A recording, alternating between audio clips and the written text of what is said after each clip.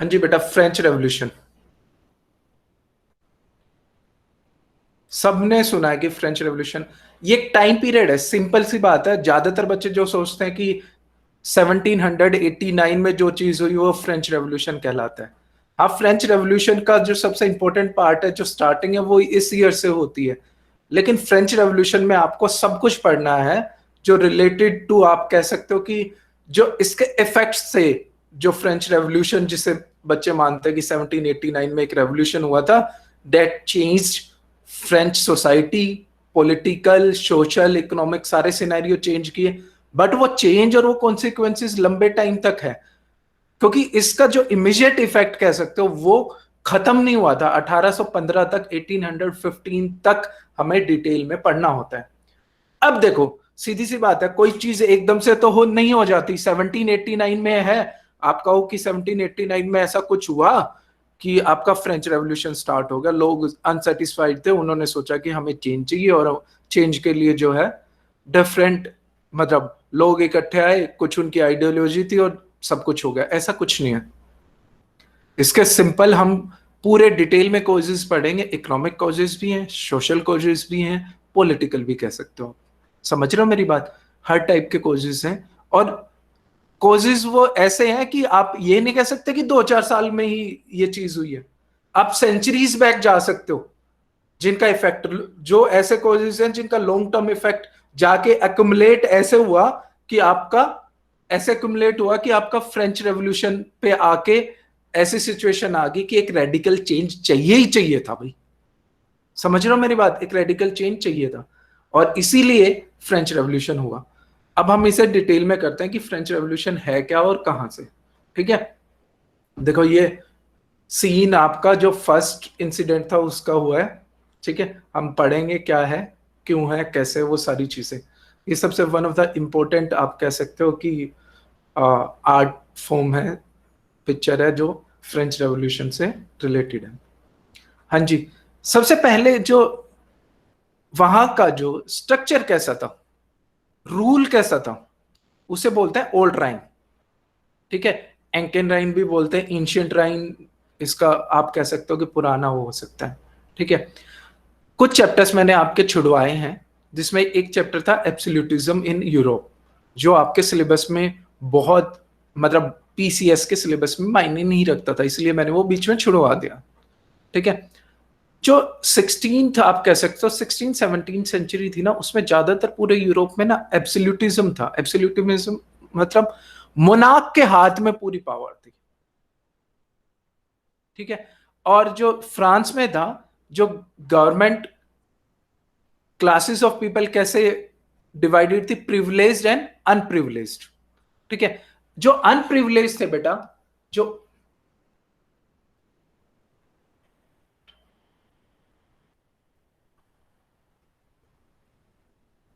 हाँ बेटा, अनप्रिविलेज थे, जिनको कोई स्पेशल प्रिविलेजेस नहीं मिलते थे, और उनको टैक्स पे करना पड़ता था, और गरीबी में रहते थे। प्रिविलेज क्लास होती थी, they do not, they did not have to pay taxes, and सबसे मजे में रहते थे वो। ठीक है, मेनली क्लास डिवाइड ये था। ठीक है, सिंपल सी बात है, आप कह सकते हो ये नोबल्स और जो जो आपके चर्च के प्रिस्ट थे वो थे, ये कॉमन मैन थे, सिंपल लैंग्वेज में अगर हम बात करें तो। ठीक है, अब देखो, जो प्रिविलेज क्लास थी, उसकी ना जो, आप कह सकते हो उसका जो स्टाइल था वो लेविश था। मतलब उनका रहने का, खाने का, पीने का, हर चीज का स्टाइल लेविश था। शिडान चेयर, शिडान का मतलब भी समझते हो कि तुम लेविश लाइफस्टाइल के लिए यूज करते हैं, समझ रहे हो? जो नोबल क्लास थी, जो एरिस्टोक्रेसी थी, वो बहुत बहुत मतलब प्रिविलेज थी उस टाइम। ठीक है, जो फ्रांस की सोसाइटी थी ना, क्यों सोशल कोज क्या था, जो फ्रांस की सोसाइटी थी ना, वो 3 स्टेट्स में डिवाइडेड थी। ध्यान से ये पढ़ना है, ये बहुत इंपॉर्टेंट टॉपिक है। जो फ्रांस की सोसाइटी थी ना, वो 3 स्टेट्स में डिवाइडेड थी, first state, second state, third state. ये 2 स्टेट देवर प्रिविलेज्ड, देवर प्रिविलेज, और ये अनप्रिविलेज्ड। समझ रहे हो मेरी बात? प्रिविलेज और अनप्रिविलेज का मतलब समझ रहे हो सभी? हाँ जी बेटा। ठीक है, अब फर्स्ट स्टेट में कौन आते थे? फर्स्ट स्टेट में high ranking member of church, जो चर्च के मेंबर्स थे, क्योंकि आपको पता है कि जो कंजर्वेटिव सोसाइटी थी या कंजर्वेटिव आपका जो एब्सोल्यूटिज्म था, उसको चर्च चर्च उसमें क्या था, सबसे मेन इंस्टीट्यूट होता था ना। तो चर्च जो था, चर्च एक इंपॉर्टेंट इंस्टीट्यूट बनाता था, और फ्रेंच सोसाइटी में वो एक फर्स्ट स्टेट बनाता था। आप कह सकते हो कि रैंक वाइज अगर लोगे तो सबसे प्रिविलेज्ड क्लास। पॉपुलेशन इनकी 0.5% ही थी बेटा, और लगभग 10% जमीन इनके पास थी। ध्यान से सारा डेटा भी डाला मैंने, 10% इनके पास जमीनें थी, लगभग 10 कह सकते हो, 10% के आसपास। सेकंड थे नोबेलिटी, आपके एरिस्टोक्रेसी, इनकी पॉपुलेशन लगभग 1.5% थी। लेकिन बेटा लगभग 20 से 25%, एग्जैक्ट 25 नहीं कह सकते, 20 से 25% लैंड ओनरशिप थी बेटा।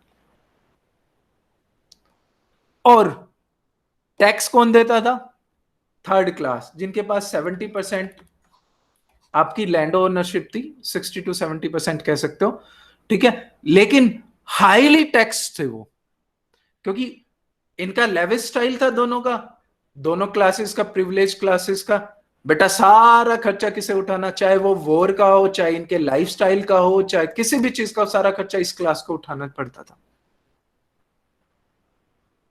समझ रहे हो मेरी बात?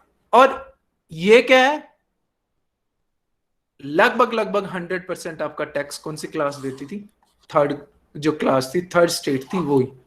बट इनका क्या है, देखो ये वही बात होगी ना बेटा, पावर नहीं है लेकिन टैक्सेशन सारी यही कर रहे हैं, प्रिविलेज्ड अनप्रिविलेज है, लेकिन स्टेट को चला कौन रहे हैं? यही लोग चला रहे हैं, लेकिन डिसीजन मेकिंग में इनका कोई रोल ही नहीं है। और चर्च भी थोड़ा बहुत, लगभग 2% के आसपास टैक्सेशन पे किया करता। इन लोगों को, गवर्नमेंट को तो देना ही देना, मतलब किंग मोनार्क को तो देना ही देना पड़ता था। दे हैव टू, मतलब donate for the church also, church को भी देते थे ये लोग। समझ रहे हो नहीं समझ रहे हो बेटा? ठीक है, यस सर। ठीक है। तिथे देते थे 1/10। हाँ अभी उस पे आएंगे, वो सारी चीजें टीथे देते नहीं, सारे बेटा बहुत सी टैक्सेस हैं, सारे ही देते थे। चर्च को जो देते हैं उसे टेथे बोलते हैं, आगे की स्लाइड में है वो, ठीक है। तो बेटा थर्ड स्टेट होमोजीनियस नहीं थी, हेट्रोजीनियस थी। इसका मतलब क्या समझो, हेट्रोजीनियस थी? इसमें गरीब तबका आई भी था, सी जी। पीजेंट्स भी थे, जो अर्बन वर्कर्स भी थे बेटा इसमें, मर्चेंट्स भी थे, और मर्चेंट्स कई इतने अमीर भी थे जो तुम्हारी नोबेलिटी से भी ज्यादा अमीर थे। बट उन्हें क्या, हाई टैक्स पे करना पड़ता था, उनको हार्ड वर्क करना पड़ता था, तो वो इस चीज से खुश नहीं थे। बोर्जियोस क्या होता है बेटा? Business class people. हाँ बिजनेस क्लास पीपल कह सकते हो आप इसको, जो ट्रेड और उसको आपका कह सकते हो, जो मिडिल क्लास होती है वैसे तो ये, लेकिन जो है बिजनेस क्लास पीपल बोल सकते हो आप इन्हें, ठीक है। और इसकी प्रोनाउंसिएशन क्या होती है? हाँ जी बताएगा कोई? बुर्जुआ। बुर्जियोई। क्या बुर्जुआ। चीज? बुर्जवाज, बुर्जवाज इसकी प्रोनाउंसिएशन होती है, बुर्जवाज। उसमें वा इस चीज के लिए प्रोनाउंस होता है, बुर्जवाज। ईओ नहीं होता, बुर्जियोज नहीं होता, वो हम अपने कंफर्ट के लिए बोल लेते हैं। लेकिन ये देखो फ्रेंच वर्ड है, इसकी इंग्लिश प्रोनाउंसिएशन थोड़ी सी अलग है, बुर्जियोज, ठीक है। ओके,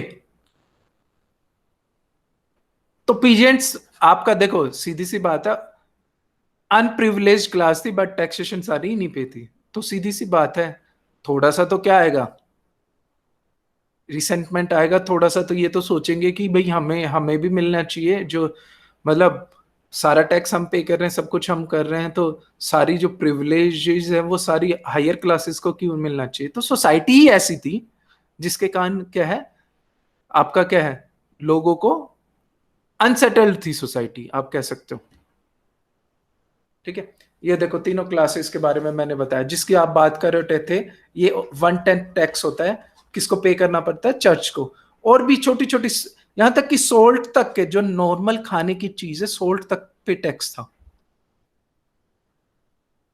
समझ रहे हो? और देखो इनकी पॉपुलेशन कम थी, ये जो पॉपुलेशन है बेटा, दिस इज कंट्रोवर्शियल, इसकी एग्जैक्ट फिगर अभी नहीं पता हमें, ठीक है। देखो ये तो सिर्फ आप देखोगे 1,30,000, ये भी 2 लाख के करीब है, और ये देखो 25 मिलियन है बेटा,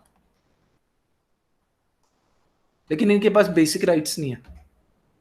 मर्चेंट्स है इसमें, पीजेंट्स है इसमें, वर्किंग क्लास है, ठीक है, बहुत से लोग हैं इसमें, ठीक है। प्रिविलेजेस कुछ नहीं है इनके पास, ठीक है। एग्जेम्पशंस कुछ नहीं है, इन्हें कोई टैक्स नहीं करना पड़ता, देना पड़ता, इन्हें कोई टैक्स देना नहीं पड़ता, सारे टैक्सेस ये देते थे, सब कुछ ये करते थे, काम ये करते थे।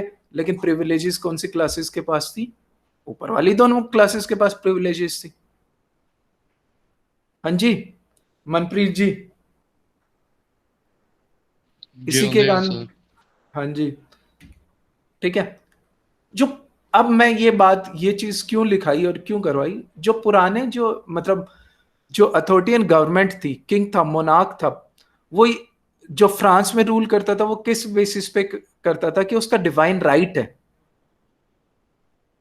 इक्वलेंट टू गॉड माना जाता था, क्योंकि किंग है वो on the behalf of God करता था। अगर गॉड को तुम क्वेश्चन करोगे तो यू आर मतलब किंग को क्वेश्चन कर रहे हो तो तुम गॉड को क्वेश्चन कर रहे हो, गॉड को क्वेश्चन कर रहे हो तो क्या बोलते हैं इसे? ब्लेस्फेमी, मतलब किसी भी रिलीजियस उसको क्या करना, ठेस पहुंचाना, समझ रहे हो?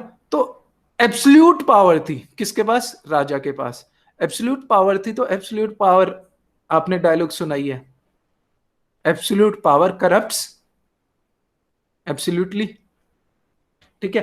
अब ज्यादातर लोग सोचते हैं, जैसे हम देखो, हम इमीडिएट कोज पे आएंगे, लेकिन ये छोटी छोटी चीजें हैं जो हमें याद रखनी है कि जो रूलर्स, जो हम जिस रूलर के बारे में बात करेंगे, लुइस 16 के बारे में बात करेंगे, जो फ्रेंच रेवोल्यूशन के टाइम था, उससे पहले वाले जो उसके प्रीडिसर्स थे, वो उससे पहले वाले, वो भी कहीं ना कहीं रिस्पॉन्सिबल थे फ्रेंच रेवोल्यूशन के लिए।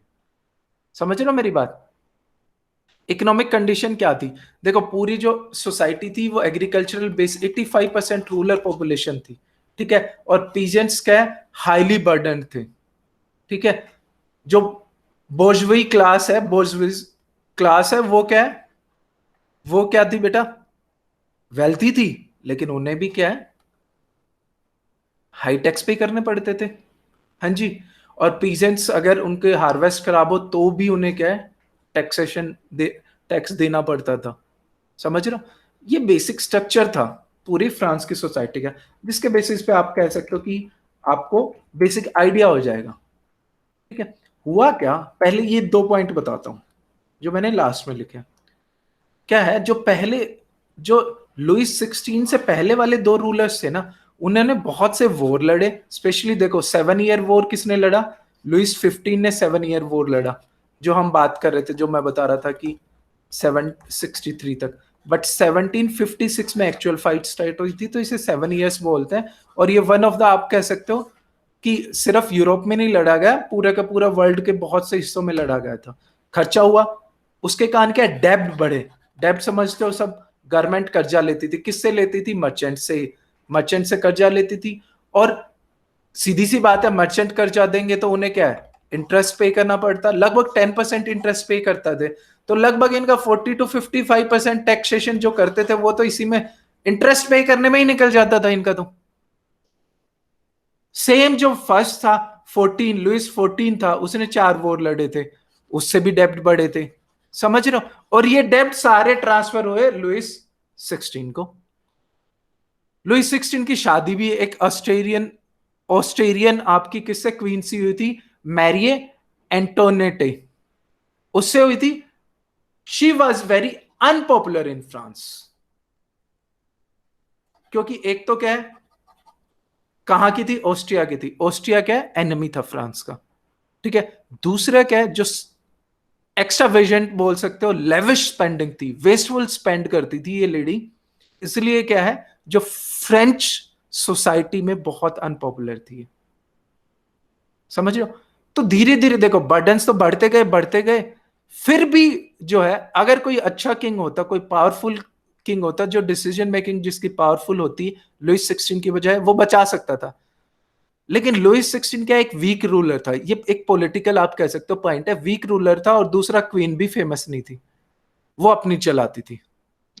सर क्वीन वही थी ना जिसको प्रोटेस्टर्स बोले कि we ain't got any bread to eat, तो कहते if you are not having any bread so eat cakes।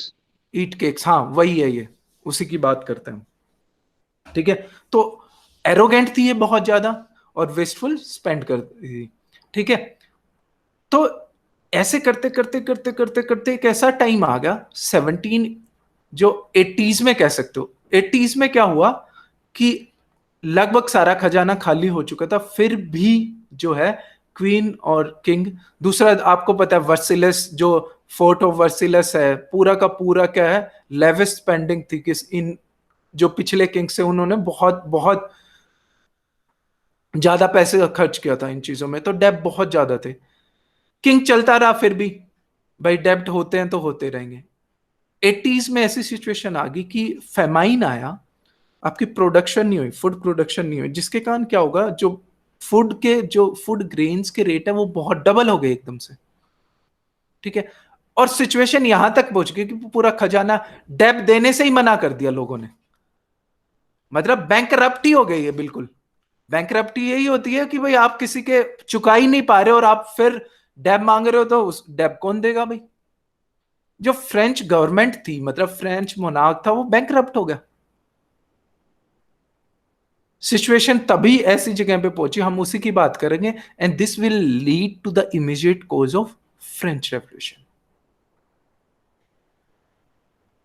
हाँ जी, कोई बोलो, समझ आ रहा है बेटा सबको?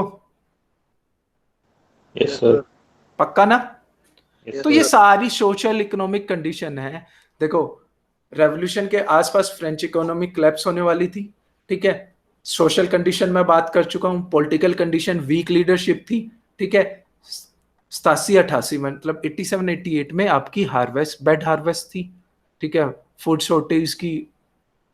शॉर्टेज हुई, लेकिन जो फ्रेवलश स्पेंडिंग थी वो बंद नहीं की थी। ऐसी सिचुएशन आ गई थी कि भाई अब कोई ना कोई अदर सोर्स ऑफ टैक्सेशन चाहिए, क्योंकि अब थर्ड स्टेट को बार बार टैक्स नहीं बढ़ा सकते ना, एक तो उनकी फसल ही नहीं हुई है, ना मैन्युफैक्चरिंग चल रही है। ठीक है, तो आप उस पर और भी बर्डन डालोगे, ऑब्वियसली आपको डर है कि आपको बर्डन करोगे तो आपको डर है कि सीधी सी बात है रिवोल्ट ना हो जाए। और पहली दो क्लास जो प्रिविलेज क्लास है, जो स्पेंडिंग ज्यादा करती है, टैक्स कुछ पे नहीं कर रही, तो लिविस 16 ने सोचा कि मैं इस क्लास पे, जो पहली दो क्लास है, इस पे टैक्स लगा दूं। उसने ऐसा सोचा। ठीक है, तो इसके बारे में अभी हम आते हैं। उसने ऐसा सोचा कि मैं पहली दो क्लासेस पे लगा दूं, लेकिन वो ऐसा कर नहीं पाया, उसकी बात करेंगे। तो बेटा ये सारी चीजें रिवाइज हो जाएगी। लॉन्ग टर्म कॉजेज, हाँ जी, एक हमने डिस्कस नहीं किया, एनलाइटनमेंट फिलोसफीज। हाँ जी, बता दोगे एनलाइटनमेंट फिलोसफीज? फ्रांसी सेंटर था ना, याद करो, सैलून्स। सर। ठीक है, करवाया था पिछले लेक्चर्स में। ज्यादातर बहुत से आपके जो जो थिंकर्स थे, रोसो हो गया, मॉन्टेस्को हो गया, ठीक है, वोल्टायर, सारे, तो सबकी उससे इन्फ्लुएंस थे ये। जो नेचुरल राइट्स हो गए, सारे जो आइडियाज थे वो फ्लो किए थे इस सोसाइटी में, वो भी एक रीजन है। और मर्चेंट जो क्लास थी, मर्चेंट क्लास देखो कौन सी क्लास में थी, मर्चेंट क्लास रिच तो होगी थी, लेकिन वो फिर भी अभी कौन सी क्लास में थे, थर्ड स्टेट्स में थे ना। वो पढ़ी लिखी क्लास थी, पढ़ी लिखी क्लास के, सीधी सी बात है, पढ़ी लिखी क्लास पे, लिटरेट क्लास में ये आइडियाज फ्लो करेंगे, पेनिट्रेट करेंगे। पेनिट्रेट करेंगे तो सीधी सी बात है बेटा, क्या होगा बताओ? ये आइडियाज पेनिट्रेट किए उस सोसाइटी में, और सीधी सी बात है, एक बेस दिया रेवोल्यूशन के लिए। ये सारे डिस्कस कर चुका हूं बेटा मैं। हाँ जी बताओ। Yes sir. अमेरिकन रेवोल्यूशन में बहुत पैसा लगा, तुम्हें भी पता है। अमेरिकन रेवोल्यूशन में लास्ट ही लेक्चर में किया है हमने, 17, पहले तो वो सिर्फ वेपन सप्लाई कर रहे थे, 1778 के बाद डायरेक्ट क्या थे वो? हाँ जी बताओ। Direct they were in war with Britain. ठीक है, तो सीधी सी बात है, इस कान भी बहुत ज्यादा डेप बढ़े, किसके? फ्रेंच गवर्नमेंट के। समझो कि नहीं समझो? यहां तक किसी को कोई डाउट है? No, sir. इमीडिएट कोज, देखो बेटा इमीडिएट कोज इसके वही सारे हैं, ठीक है। फेमाइन था, डेफिसिट स्पेंडिंग, जो क्वीन थी ना उसको लोग ना मैडम डेफिसिट भी बुलाते थे, क्योंकि वो स्पेंडिंग इस तरह खर्च करती थी। फाइनेंशियल मिनिस्टर ने प्रपोज चेंजेस किए थे, वो रिजेक्ट कर दिए स्टेट्स ने, ठीक है। समझ रहे हो? जो टैक्सेशन नोबेलिटी को करने की कोशिश की किसने? राजा ने। सर हाँ जी, सर क्या कहते थे मैडम? मैडम डेफिसिट है, डी। Okay sir. वो लोगों का मानना था कि she was reason for economic crisis, ठीक है। फेमाइन मैं बता चुका हूं, ठीक है। जो हंगरी और एम्पावरिश्ड पीजेंट्स थे कि वो सोचते कि सारे के सारे प्रिविलेजेस किनको मिल रहे हैं और टैक्स हम पे कर रहे हैं, सारे प्रिविलेजेस नोबल्स को मिल रहे हैं, ठीक है। और 1789 में इसी चलते क्या हुआ कि बहुत से नोबल्स पे अटैक भी हुए। अब क्या है, मैंने पिछली स्लाइड में बात की, राजा को टैक्स तो चाहिए था, ठीक है। तो राजा ने कहा कि टैक्स लगा दो, नोबेलिटी ने मना कर दिया। नोबेलिटी ने कहा कि जो टैक्स का डिसीजन है वो जब तीनों स्टेट्स, उसको क्या बोलते हैं, स्टेट जनरल। स्टेट जनरल क्या होगा? मीटिंग ऑफ थ्री स्टेट्स की मीटिंग होगी, तब आपका डिसीजन ले सकते हो। अब 1614 से, मतलब लगभग कितने साल पहले की बात होगी बेटा? 170-80 साल पहले की बात होगी, 175 ईयर्स पीछे चले जाओ। Last meeting of three states was in 1614, मतलब 175 साल से कोई मीटिंग ही नहीं हुई थी। और नोबल्स ने फोर्स किया किसको? किंग को, कि तुम तीनों स्टेट्स की मीटिंग बुलाओ और वो डिसाइड करेंगे कि तुम्हारा टैक्स, जो न्यू टैक्स है, आप लगा सकते हो नहीं लगा सकते हो, ठीक है। और this led to the set series of events, जिसे हम सीरीज ऑफ इवेंट्स को क्या है, फ्रेंच रेवोल्यूशन बोलते हैं बेटा। समझ गए नहीं समझ गए बच्चे? अब वो सीरीज ऑफ इवेंट्स क्या थी? देखो ये मीटिंग है, ठीक है। Louis XVI attempted to tax the nobles. The nobles forced the king to call a meeting of state generals, an assembly of delegates from each of three states. तीनों states के delegates की meeting थी, ठीक है। जो privileged हैं वो बैठे होते थे और जो थर्ड स्टेट थी वो खड़ी होती है यूजुअली, ठीक है। तीनों स्टेट्स की मीटिंग बुलाई गई, ठीक है। अब पूरा रेवोल्यूशन पढ़ने से पहले 4 पार्ट्स में इसको हम डिवाइड करते हैं। मॉडरेट स्टेज, जो आप ज्यादातर बच्चों को लगता है कि जो फ्रेंच रेवोल्यूशन ये है, ये था, ठीक है। राइन ऑफ टेरर, टेरर राज जो, ठीक है। बैकलिश अगेंस्ट टेरर, जो डायरेक्टोरी 5 बंदों का एक ग्रुप बनाया था, उसकी बात करेंगे। 5 साल का ये राज चला। फिर क्या है? Dictatorship of Napoleon. ये 4 मेन इवेंट्स है बेटा throughout your French revolution, French history. और इन चारों के भी डिफरेंट पार्ट्स हैं, वो हम पढ़ेंगे। समझो या नहीं समझो बेटा? अभी तक हमने क्या पढ़ लिया? मेनली अभी तक हमने क्या पढ़ लिया? We are at the door of French revolution, start होने के बिल्कुल, हम कह सकते हो कि बिल्कुल स्टार्टिंग पे खड़े हैं। हमने अब तक का पीछे का सब कुछ देख लिया कि क्या सिचुएशन थी, क्यों वो सिचुएशन आई, क्या रीजन थे, इकोनॉमिक, सोशल, पॉलिटिकल, ठीक है, सोसाइटल सेटअप क्या था, सब समझ गयो? बोलो कुछ। Yes sir. ठीक है, तो ये सारी चीजें थे जो फर्स्ट स्टेट थी। अब क्या है कि 1780-89 में बुलानी थी लुइस 16 को, क्या बुलानी थी? स्टेट जनरल्स बुलानी थी, ठीक है। मैसेज भेज दिया, 5 मई 1789 को मीटिंग बुलाई, ठीक है। हुआ क्या, जो फर्स्ट और सेकंड जनरल्स थे ना, जो स्टेट्स थे, वो अकेले में मिल लिए, जबकि जो थर्ड स्टेट वाले कहते हैं कि हम तीनों को इकट्ठा बैठ के मिलना चाहिए और फिर डिसाइड करना चाहिए कुछ भी। ऐसे तो ये प्रिविलेज क्लास मिल लेगी तो भाई सीधी सी बात है इनकी डोमिनेंस रहेगी।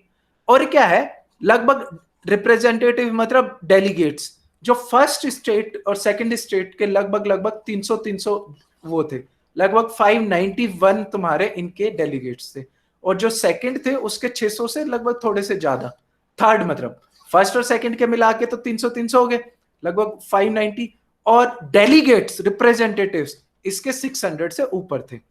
तो ये लोग चाहते थे कि भाई हम देखो सीधी सी बात है, ये कितने लोगों को रिप्रेजेंट कर रहे हैं, फर्स्ट सेकंड स्टेट कितने लोगों को रिप्रेजेंट कर रही है, 2% पॉपुलेशन को बेटा, और थर्ड स्टेट कितनी परसेंट पॉपुलेशन को रिप्रेजेंट कर रही है बताओ, 98% को। तो ये पूरा ये सोच के आया था कि हमारी सुनी जानी चाहिए, वी शुड बी हर्ड। समझो कि नहीं समझो। अब इश्यू क्या था, जो है जनरल स्टेट्स में क्या होता था, डेलीगेट्स वोटिंग नहीं करते थे। क्या होता था, तीनों स्टेट्स को एक एक वोट होता था। अब सीधी सी बात है, तीनों स्टेट्स को एक एक वोट होगा, फर्स्ट प्लस सेकंड तो हमेशा हरा ही देगी ना, क्योंकि ये तो नोबेलिटी और जो है आपका जो प्रीस्ट क्लास है वो तो अपना फायदा चाहेगी ना, क्यों टैक्स करवाना चाहेंगे, क्यों अपनी ये प्रॉपर्टी छोड़ेंगे भाई। और थर्ड क्लास इस बार डिटरमाइन थी कि भाई सारे प्रिविलेजेस इनके पास हैं, हम टैक्स पे कर रहे हैं, ये टैक्स क्यों पे, हम टैक्स सारे टैक्स हम पे कर रहे हैं, ये प्रिविलेज क्यों है। तो इन्होंने कहा कि ऐसे वोटिंग करने के बजाय, ऐसे वोटिंग करने की बजाय कि सारी स्टेट्स का एक एक वोट है, जो डेलीगेट्स आए हैं वो वोट करें, और डेलीगेट्स डिबेट हो, डेलीगेट्स वोट करें, तभी हम इसमें पार्टिसिपेट करेंगे। राजा ने कहा नहीं भाई, जो पुराना मेथड है वही होगा।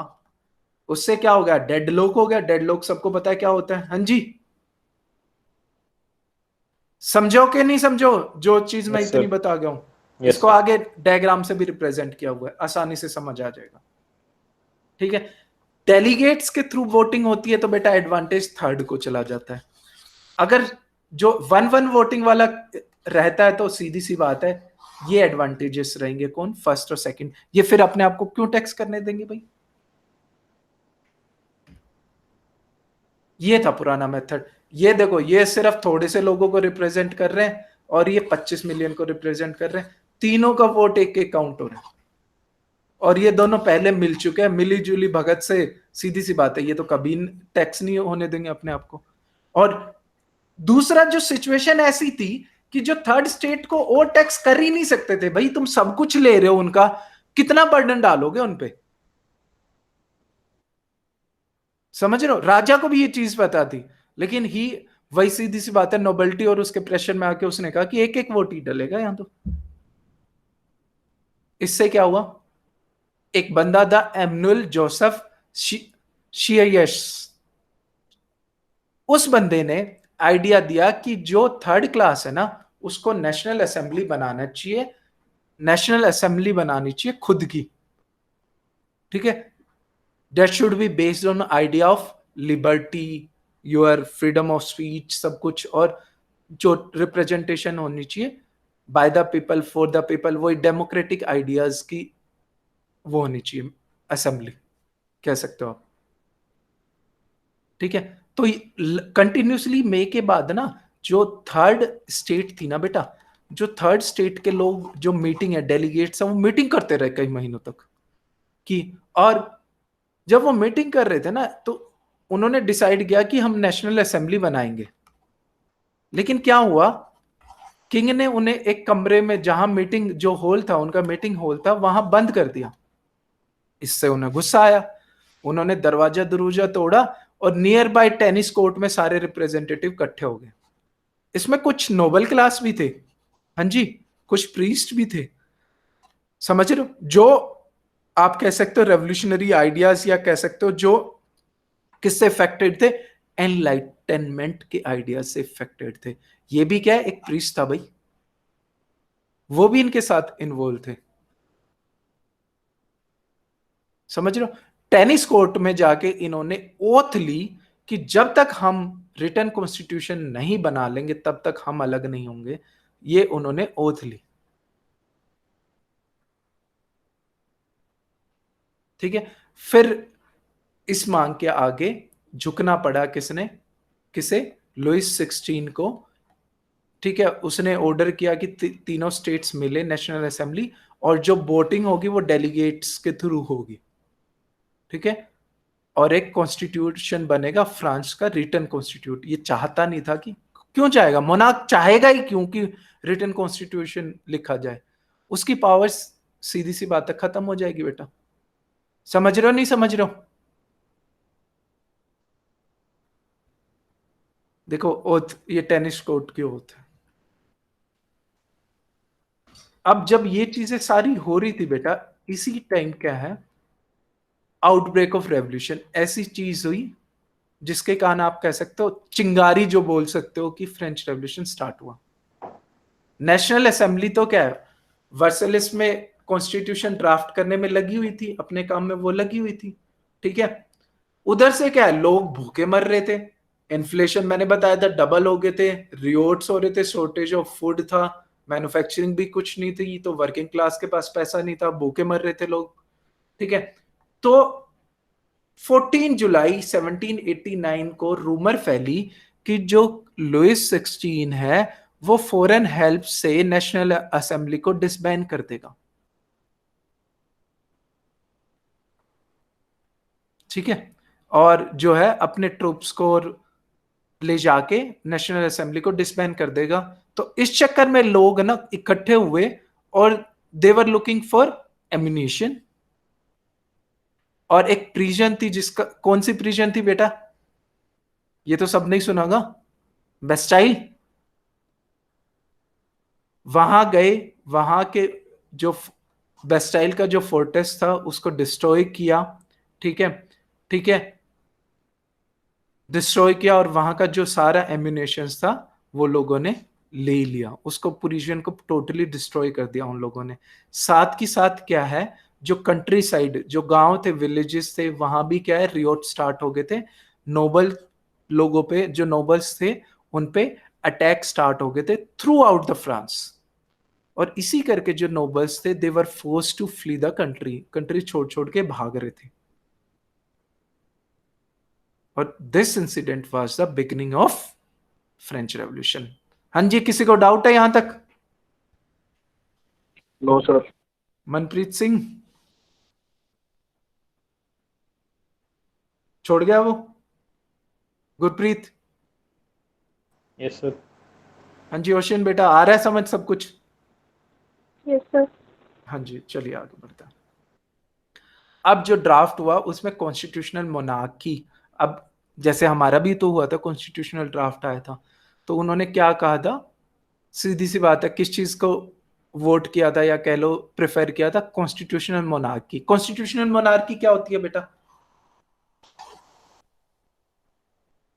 हाँ जी, कॉन्स्टिट्यूशनल मोनार्की क्या होती है बताओ?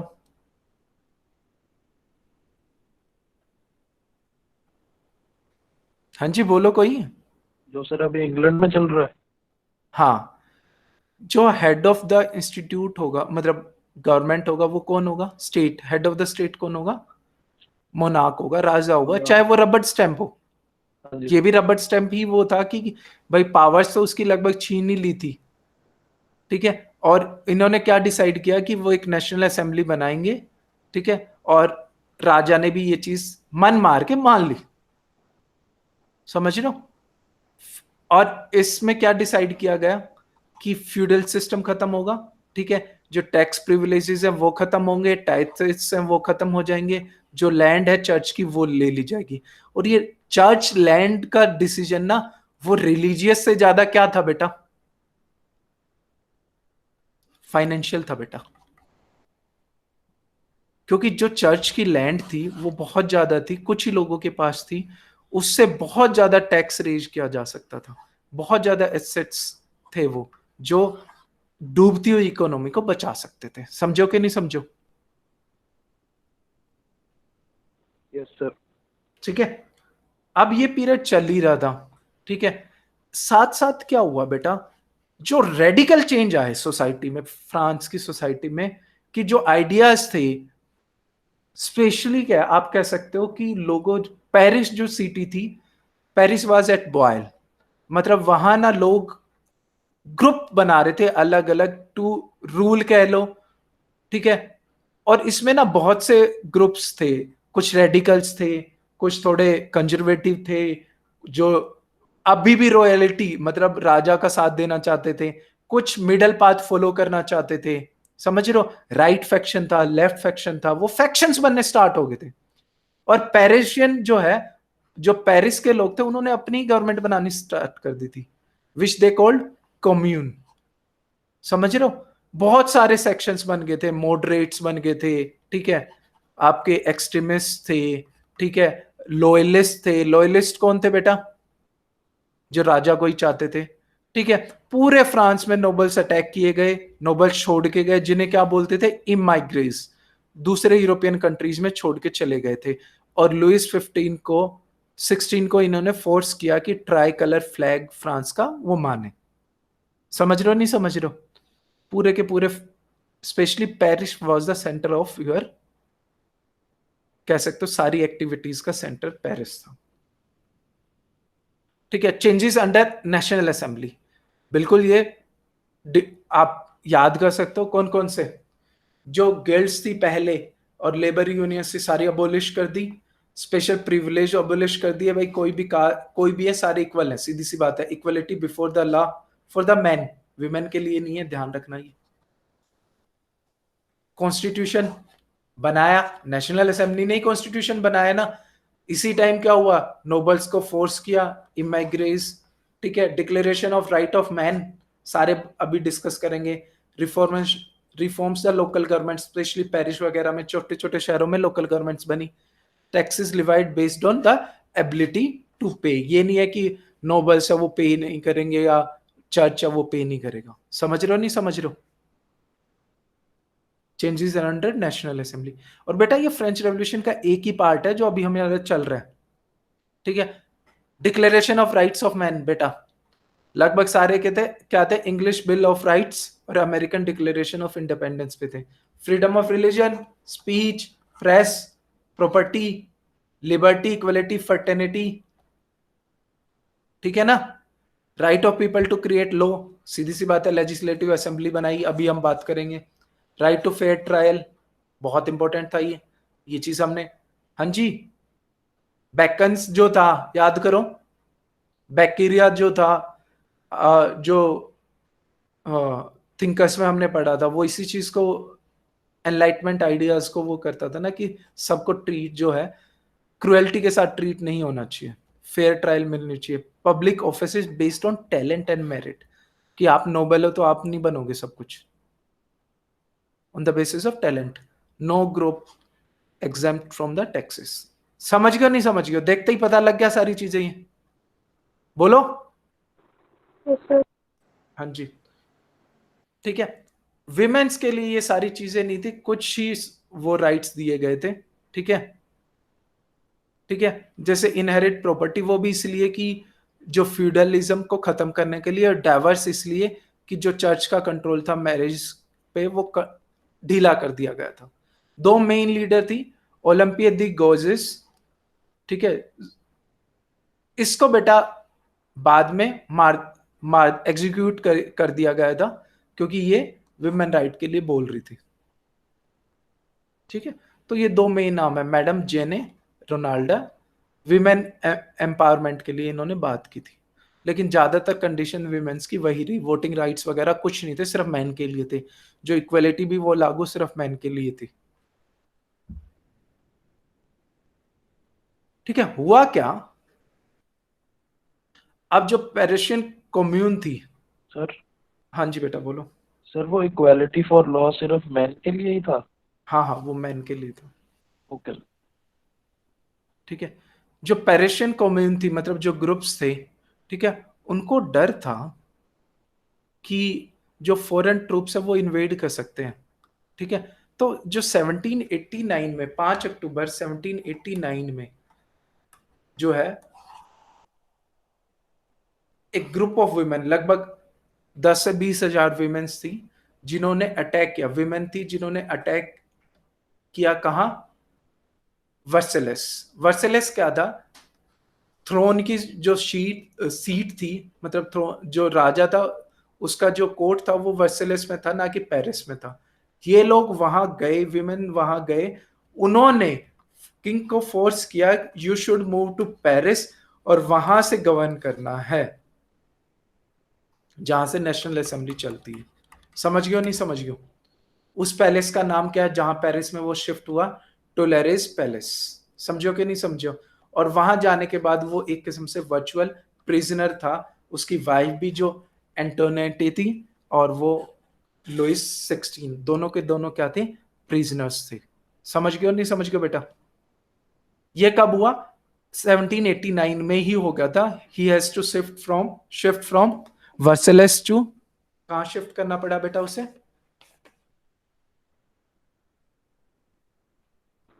पेरिस।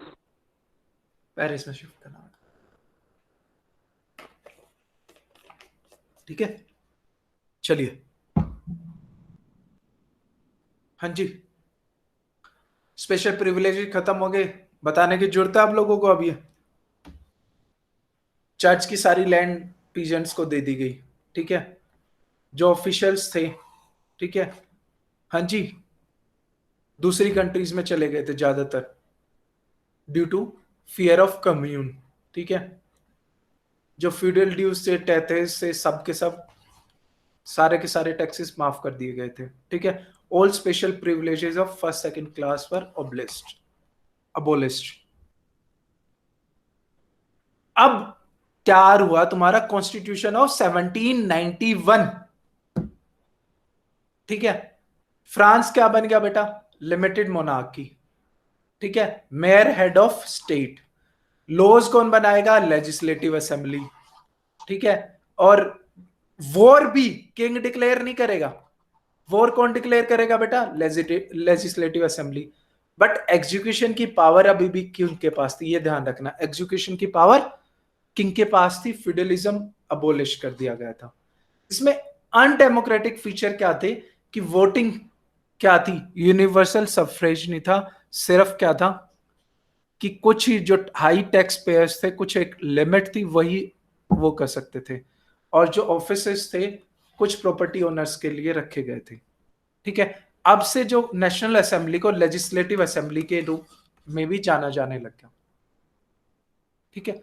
अब के बाद 1791 के बाद ये इंसिडेंट 1789 से 1791 तक तुम सोच सकते हो कि मॉडरेट फेज था। इसमें ज्यादा कुछ मतलब, ठीक है, नेशनल असेंबली थी, वॉर वगैरह कुछ नहीं हुआ, ठीक है।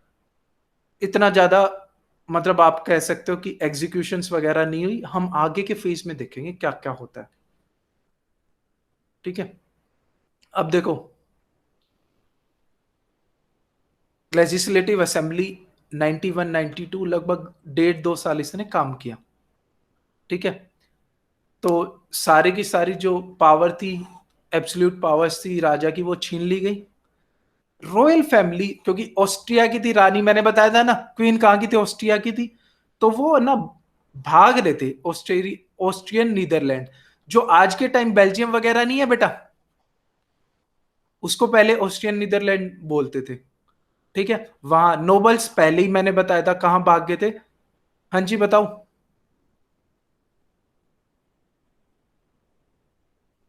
दूसरी कंट्रीज में चले गए थे, ठीक है। डिफरेंट ग्रुप्स उभर रहे थे। जैकोबियंस, ग्रेनेडिस्ट, ये मॉडरेट थे, ये लेफ्ट एक्सट्रीमिस्ट थे, रेडिकल थे ये बहुत। एक माउंटेन ग्रुप भी बना था, हम उसकी भी बात करेंगे, ठीक है, वो भी उभर रहे थे। अब ये सारे ग्रुप ने indirectly they were affecting the legislative assembly, ठीक है। और एक्सट्रीम रेडिकल थे ये लोग, ठीक है। अब क्या हुआ? हुआ क्या? सबसे बड़ी दिक्कत, अब इतने ज्यादा कन्फ्लिक्ट आ जाएंगे, वो क्यों आ जाएंगे?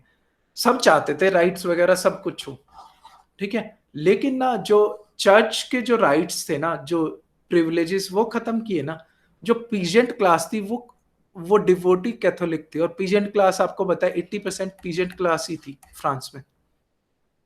तो वो नेशनल असेंबली से कटने लग गए थे बेटा। समझ रहे हो नहीं समझ रहे हो? वर्किंग क्लास के भी बहुत से सर सेक्शंस। हाँ जी बताओ, बोलो। Yes sir. समझ रहे हो ना कि प्रिविलेजेस दोनों को ये बैलेंस नहीं कर पाए, चर्च के राइट्स बिल्कुल खत्म कर दिए, जिसके कारण क्या है, जो आपके पीजेंट्स थे ना वो नाराज हो गए इनसे। समझो कि नहीं समझो बच्चे? और डिफरेंट रेडिकल ग्रुप्स तो उभर ही रहे थे, तो पूरी सोसाइटी अनस्टेबल हो गई थी, सीधी सी बात है। इस चीज के कारण पूरा फ्रांस अनस्टेबल हो गया था। और दूसरा इश्यू क्या हुआ बेटा, ये सारी चीजें तो हो रही थी, लेकिन जो बेसिक प्रॉब्लम जिनके कारण ये सब हुआ, क्या basic problem? Financial crisis, inflation, food shortage, वो तो खत्म हुई ही नहीं ना। वो खत्म नहीं हुई तो लोग ऑब्वियसली फिर से रिवोल्ट करेंगे, फिर से कोई मेथड ढूंढेंगे कि कुछ चेंजेस हो। ठीक है, हाँ। फैक्शंस 3 उसमें बट गए थे, सबको पता है भाई। Left, centre, right. समझो कि नहीं समझो बताओ भाई? ये यस टर्म सर। कहां से आई थी, लेफ्ट सेंटर राइट? हम लेफ्ट किन्हें कहते हैं? जो रेडिकल चेंजेस करते हैं। आज के टाइम ये के कम्युनिस्ट से रिलेट करते हैं। सेंटर हमारी कांग्रेस, राइट हमारी बीजेपी। हाँ जी, ये सारी टर्म्स कहाँ आई? जो असेंबली में जो रेडिकल चेंजेस चाहते थे वो राइट लेफ्ट साइड को बैठते थे। इनमें एक बहुत, इन ग्रुप का नाम था सेंट कॉलेटस। ये जैकोबियन ग्रुप के ही कहते, लेफ्टिस्ट थे। ये ना रेडिकल चेंज चाहते थे, बिल्कुल रेडिकल चेंज। रेडिकल चेंज समझते हो ना तुम, टर्म किसके लिए यूज करते हैं? एक्स्ट्रा ऑर्डिनरी चेंजेस भाई, सब कुछ पलट दिया जाए एक किस्म से। चाहे रिफॉर्म्स किसी तरीके से किए जाए, चाहे मारकाट से किए जाए, कैसे भी किए जाए। और जो मेन ग्रुप थे वो जैकोबियंस और माउंटेन। समझ रहे हो? वो चाहते थे जो कॉन्स्टिट्यूशनल मोनार्की है ना वो भी खत्म कर दो, रिपब्लिक बना दो भाई सीधा। समझ रहे हो? सेंट्रिस्ट भाई, लिमिटेड मोनार्की हो, ठीक है। जो जिरोडिन थे वो मॉडरेट्स थे, थोड़े से दे वर टिल्टेड टुवर्ड्स लेफ्ट। एक ग्रुप था कंजर्वेटिव, जो रॉयलिस्ट थे, लॉयलिस्ट थे, ठीक है, लोयल थे, जो बाहर भी चले गए थे। वो चाहते थे कि कंजर्वेटिव्स क्या होते हैं कि वही चीज रहे। समझ रहे हो? किंग ही रूल करे। हाँ जी बेटा। सर अब ये, हाँ बोलो। सर ये कॉर्डिलियर क्लब क्या था? कोडिलियर? डेंटन, कॉर्डिलियर क्लब जिसको डेंटन हेड कर रहा था। हाँ हाँ मैं बताता हूँ उसके लिए। ठीक है। बेटा कुछ नहीं था, ये कह ले कि एक किस्म से वो भी वो था, जैकोबियन ग्रुप था, ओवरलैपिंग थे इनके सारे वो। ठीक है। ठीक है जी। डेंटन क्या था? डेंटन कौन से ग्रुप में आता है बताओ? Radical sir. रेडिकल ग्रुप में आता है, ठीक हाँ है। जी। ठीक है, एक्सट्रीमिस्ट वोकल था वो, हाँ जी। विद आइडियाज ऑफ रिपब्लिक और ये सारी चीजों को लेके। ठीक है सर, समझ। ठीक है, तो वो लेफ्टिस्ट में आते थे बेटा, और सारे पेरिस बेस्ड थे ये। हाँ जी। अब हुआ क्या, आसपास की यूरोपियन कंट्रीज इन सारी घटनाओं को, जो हैपनिंग्स हो रही थी, जो हो रहा था, उनको तो देख रहे थे। तो भाई उन्होंने सोचा कि ऐसे तो हमारे वाले भी रिवोल्ट कर देंगे। उन्होंने वॉर्न किया फ्रांस को कि तुम दोबारा से किसको थ्रोन पे लेके आओ? लुइस 16 को, restore Louis 16 to his position. कौन कौन सी मेन कंट्रीज थी? ऑस्ट्रिया और प्रूशिया। ये उस टाइम क्या थे बेटा बताओ? इनकी जो इंस्टीट्यूशन था, गवर्नमेंट इंस्टीट्यूशन था, वो क्या था? Absolute monarchy. एब्सोल्यूट मोनार्की था। ठीक है, तो लेजिस्लेटिव असेंबली को इन्होंने वार्न किया कि भाई हम वॉर कर देंगे और तुम्हें रिस्टोर करना चाहिए इस चीज को। ठीक है, सीधी सी बात है, इन्होंने वॉर डिक्लेयर किया, रिस्पॉन्डेड बाय डिक्लेयरिंग वॉर। जो लेजिस्लेटिव असेंबली है उन्होंने भी 1792 में वॉर डिक्लेयर कर दिया। ठीक है, शुरू में फ्रांस की जो आर्मी है वो बहुत बुरी तरह हारी, ठीक है, पेरिस की तरफ बढ़ रहे थे ये लोग, ठीक है, बट हुआ क्या, इसी चीज के कारण डर डर जो है, फियर का माहौल बन गया पूरे के पूरे फ्रांस में। अब लोगों को लगा कि ऐसे तो ये जो हमने रेवोल्यूशन किया है, नेशनल असेंबली बनाई है, भाई ये तो सारा हमारा पानी में चला जाएगा। और पर्शियन कमांडर्स ने वार्निंग दी कि भी अगर तुमने कुछ किया रॉयल फैमिली को तो अच्छा नहीं होगा। इस चीज से गुस्सा हो गया पेरिस में। पहले ही रेडिकल तो थे वे बेटा, रेडिकल रेवोल्यूशनरीज थे वो सारे, तो उन्होंने फिर जो नेशनल असेंबली, उन्होंने ऐसे स्टेप्स लिए जो रेडिकलिज्म कहते कह सकते हो, एक्सट्रीमिस्ट स्टेप लिए उन्होंने, ठीक है। और इधर से फ्रांस की आर्मी हार रही थी, तो उन्होंने क्या स्टेप लिए बेटा, उन्होंने स्टेप लिए। सबसे पहला जो है, जो फ्रांस के लोग थे, उन्होंने दो जगह आपका कह सकते हो मास्कर किया। जो लॉयलिस्ट सपोर्टर्स थे ना, उन्हें मारना स्टार्ट किया। सबसे पहला जो है अटैक कहां हुआ बेटा, हाँ जी बताओ। जो लुइस का पैलेस था टोलेरेस में जहां रह रहा था, वहां उसके पास ना स्विस मिशनरीज थे, गार्ड्स थे, स्विस गार्ड्स थे बेटा। उनको सबको मास्कर कर दिया, लगभग 1000 से ऊपर लोग मारे सीधे। लोगों की 7-8 हजार लोगों की भीड़ गई और उन्होंने इनको गार्ड्स का विदाउट, जिन्होंने सरेंडर किया नहीं किया सबको मार दिया। और प्रिजनर किनको ले लिया उन्होंने, हाँ जी किनको प्रिजन में ले लिया, जो लुइस आपका 16 था उसको और क्वीन को, दोनों को, ठीक है। उधर सीधी सी बात है, लोगों को यह लगा जो रॉयलिस्ट थे वो ना प्रिजन से प्लान कर रहे हैं कि हम पेरिस को कंट्रोल में ले लेंगे दोबारा। लोगों जो रेडिकल पेरिशियन थे, उन्होंने क्या किया, प्रिजन को ही रेड कर दिया और दे मर्डर्ड अराउंड 1200 सितंबर में। एक ही उसमें फर्स्ट और सेकंड स्टेट के जो रॉयलिस्ट थे उनको मार दिया बेटा।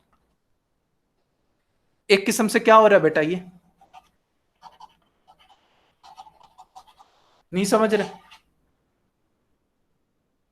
समझ रहे हैं सर। मोब रूल है, हाँ जी सर। ठीक है। तो अब रेडिकल्स जो जैसे जैकोबियंस हो गए, ये हो गए आपके द माउंटेनर ग्रुप, इनके प्रेशर में आके जो है लेजिस्लेटिव असेंबली को डिसोल्व कर दिया गया, डिक्लेयर किंग डिपोज्ड, ठीक है, and they formed France first Republic, मतलब मोनार्की को बिल्कुल खत्म कर दिया। और नाम क्या दिया, नेशनल कन्वेंशन। क्या नाम दिया, द नेशनल कन्वेंशन। अब बेटा सीधी सी बात है, किसके प्रेशर में आके बनी है ये, रेडिकल्स के। मेन वो कौन रहेंगे इसको चलाने वाले बेटा, रेडिकल्स ही रहेंगे, ठीक है। और जब ये चीज हो रही थी, कन्वेंशन ने ऑफिस मतलब पूरा का पूरा आप कह सकते हो गवर्नेंस को ऑक्युपाई किया, उधर फ्रेंच आर्मी भी एक स्टनिंग विक्ट्री जो है ऑस्ट्रियन और प्रूशियन जो फोर्सेस थी उनके अगेंस्ट बैटल ऑफ वेल्मी में वो जीत गए, ठीक है, वो जीत गए। इन सभी चीजों के कॉन्सिक्वेंसेस क्या हुए, जो सारी चीजें अभी हुई है, कन्वेंशन ने क्या किया, पूरा मोनार्की खत्म कर दिया और रिपब्लिक इस्टेब्लिश कर दिया, रिपब्लिक इस्टेब्लिश कर दिया। और कौन चला रहा है, नेशनल कन्वेंशन। और उन्होंने क्या किया, लुइस 16 को कॉमन नाम दे दिया, लुइस कैप्ट। भाई कोई भी, सारे के सारे इक्वल है, कॉमन मैन है, कोई भी आपका राजा नहीं है। उसको ट्राइड किया, ट्रीजन का गिल्टी फाउंड किया और उसको कहा, एग्जीक्यूट एट गिल्टेन। ये क्या होते हैं आपके गिलेटाइन्स, क्या होते हैं बेटा, बिहेड करना। बीहेड करना। एक मशीन होती है जो ऊपर से गिरती है और बीहेड कर देती है, ठीक है। अब किंग की एग्जीक्यूशन के बाद क्या हुआ, और भी फोर्सेस ज्वाइन कर गई किंग के साथ। जो ग्रुप था ऑस्ट्रिया और पर्शिया का, ब्रिटेन, स्पेन, पुर्तगाल, सबको डर लगा भाई इतने ज्यादा जो एग्जीक्यूशंस हो रहे हैं, जो रेडिकलिज्म है वो पूरे फ्रांस, पूरे यूरोप में फैल सकता है। तो इसके कारण क्या है, इतनी बड़ी फोर्सेस के सामने तो फ्रेंच टिक नहीं पाता। तो इन्होंने क्या किया, to in reinforce French army Jacobian leaders in convention. Mainly क्या है, आप बेटा बात करोगे ना तो जो कन्वेंशन में चलती ही आप कह सकते हो जैकोबियन या रेडिकल लीडर्स की थी, और कोई इनके सामने बोलता ही नहीं था। समझ रहे हो नहीं समझ रहे हो? समझ रहे ये हो? लास्ट पैराग्राफ एक बार दोबारा एक्सप्लेन करना। जो नेशनल कन्वेंशन में हाँ जी। डेलीगेट्स थे, लेकिन हाँ जी। चलती किन की थी, लगभग जैकोबियन जो रेडिकल ग्रुप्स थे ना उनकी ही मानी जाती थी। ठीक है सर। ठीक है, रेडिकल्स की ही मानी जाती थी बेटा, समझो कि नहीं समझो? हाँ जी सर। ठीक है। और ये रेडिकलिज्म ना इतना बढ़ता गया, इन्होंने ना फैब में स्टार्ट लगभग 3 लाख फ्रेंच सिटीजन को आप कह सकते हो ड्राफ्ट किया आर्मी में बिटवीन 18 और 40, और 1794 तक लगभग आर्मी 8 लाख तक पहुंचा दी फ्रेंच आर्मी। ठीक है। इस दौरान क्या हुआ, जो रेडिकल अप्रोच थी वो पीक पे थी। अब वो पीक पे क्यों थी, सारी चीज हम ध्यान से पढ़ेंगे। जो नेशनल कन्वेंशन थी उसने क्या बनाया बेटा, एक कमेटी बनाई, the committee of public safety. जो रेडिकल्स थे ना बेटा उनका सोचना था, और मेन रेडिकल्स कौन कौन से बेटा, Danton, रोब्सपेरे and Marathi, Jean Paul Marathi, ये तीनों ही थे ना। ठीक है, और भी थे, मतलब ये 3 मेन लीडर्स कह सकते हो रेडिकल्स के। ठीक है। तो नेशनल कन्वेंशन जो थी उसने एक कमेटी बनाई, कमेटी ऑफ पब्लिक सेफ्टी। ये क्या थी,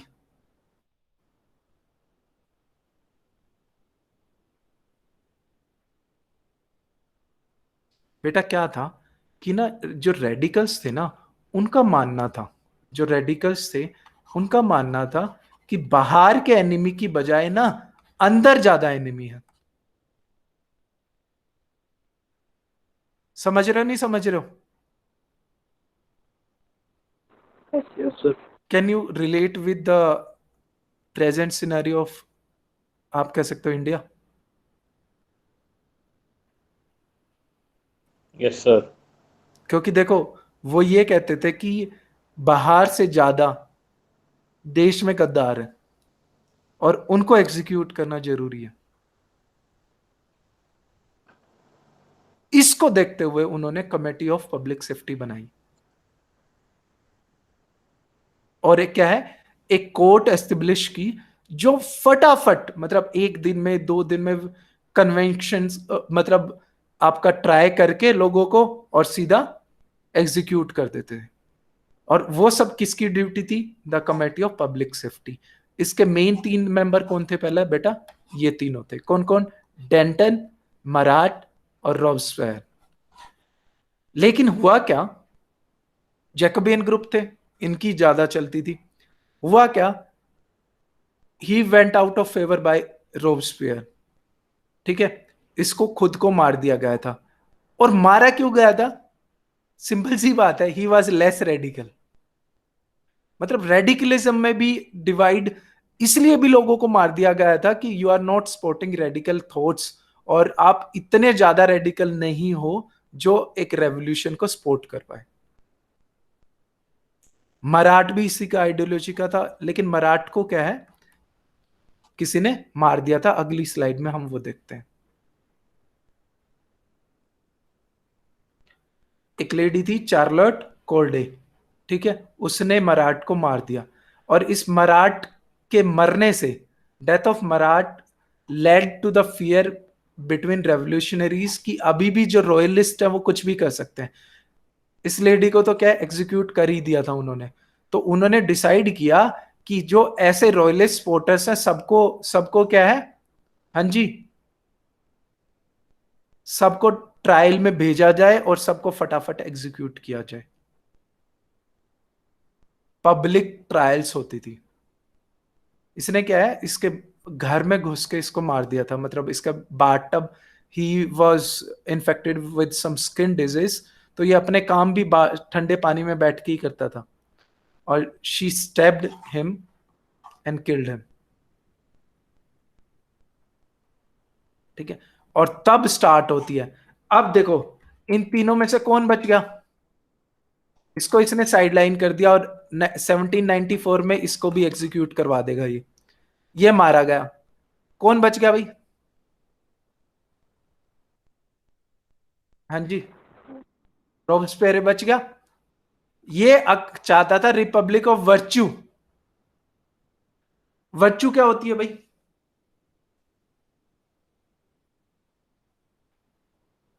हाँ जी बोलो।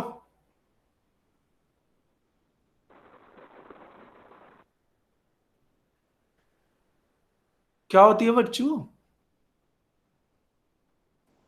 मतलब नहीं पता एथिक्स, सर। एथिक्स के एक क्लास ही नहीं लगाई तुमने? No sir. वर्च्यू होती है मोरल डीड्स कह सकते हो, मोरल सोसाइटी जो वर्च्यू बेस्ड हो। समझ गए हो? अब रोजफायर का मानना था कि अगर ऐसी सोसाइटी, ऐसा रिपब्लिक बनाना है ना, तो तुम्हें टेरर का यूज करना पड़ेगा।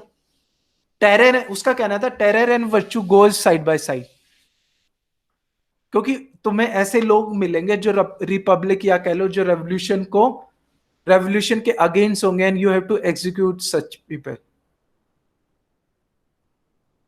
तो वो चाहता था जो पास्ट है ना फ्रांस का, नोबेलिटी होगी, मोनार्क के आइडियाज हो गए, सब कुछ एग्जीक्यूट कर दे। वो इतना ज्यादा खुखार हो गया था कि उसने सीधा डिसाइड कर लिया था कि मुझे पूरा वाइप आउट ही कर देना है, नोबेलिटी को वाइप आउट ही कर देना है। इससे ना जो उसके भी सपोर्टर्स थे वो भी डरने लग गए थे। उसका कहना था, जो रेज्यू का कहना था, सोशल कॉन्ट्रैक्ट है, वो नहीं रहता अगर आप रेवोल्यूशन के अगेंस्ट हो। मतलब who oppose the governor the general will should be executed. मतलब अपने आप नहीं रहते वो, किसमें, रिपब्लिक ऑफ वर्च्यू में नहीं आना चाहते, अगेंस्ट है तो वो एग्जीक्यूट कर दिए जाने चाहिए। सीधी सी बात है। रिपब्लिक ऑफ वर्च्यू का कहने का मतलब है एक ऐसी सोसाइटी बनाई जाए जो लोगों की सोसाइटी हो, सब कुछ अच्छा ही अच्छा हो उसमें। तो इसने देखो क्वीन को एग्जीक्यूट करवाया, डेंटन को एग्जीक्यूट कराया, बड़े बड़े नोबल्स तो हुए हुए बेटा, 1 साल के अंदर अंदर इसने 40,000 लोगों को एग्जीक्यूट करवा दिया। और जिसमें नोबेलिटी तो 15% थी, 85% वो पीजेंट्स और वर्किंग क्लास थी जो इस रेवोल्यूशन के लिए लड़े थे। फिर उस रेवोल्यूशन का क्या फायदा हुआ बेटा? इतना टेरर हो गया था इस बंदे का कि इसके साथ वालों ने प्लान कर लिया कि भाई इसको तो अभी एग्जीक्यूट करना ही पड़ेगा, नहीं तो ये सबको ही एग्जीक्यूट करवा देगा। एक्सट्रीम लेवल पे चला गया था वो बंदा। समझ रहे हो नहीं समझ रहे हो बच्चे? Yes sir. सर अब एक बात बताओ, जो रेवोल्यूशन जिन बंदों ने किया, 85% वही बंदे मारे जा रहे हैं, वही ग्रुप मारे जा रहे हैं, और जो कॉमन प्रॉब्लम थी वो सोल्व नहीं हो रही, तो कोई फायदा थोड़ी हुआ रेवोल्यूशन का।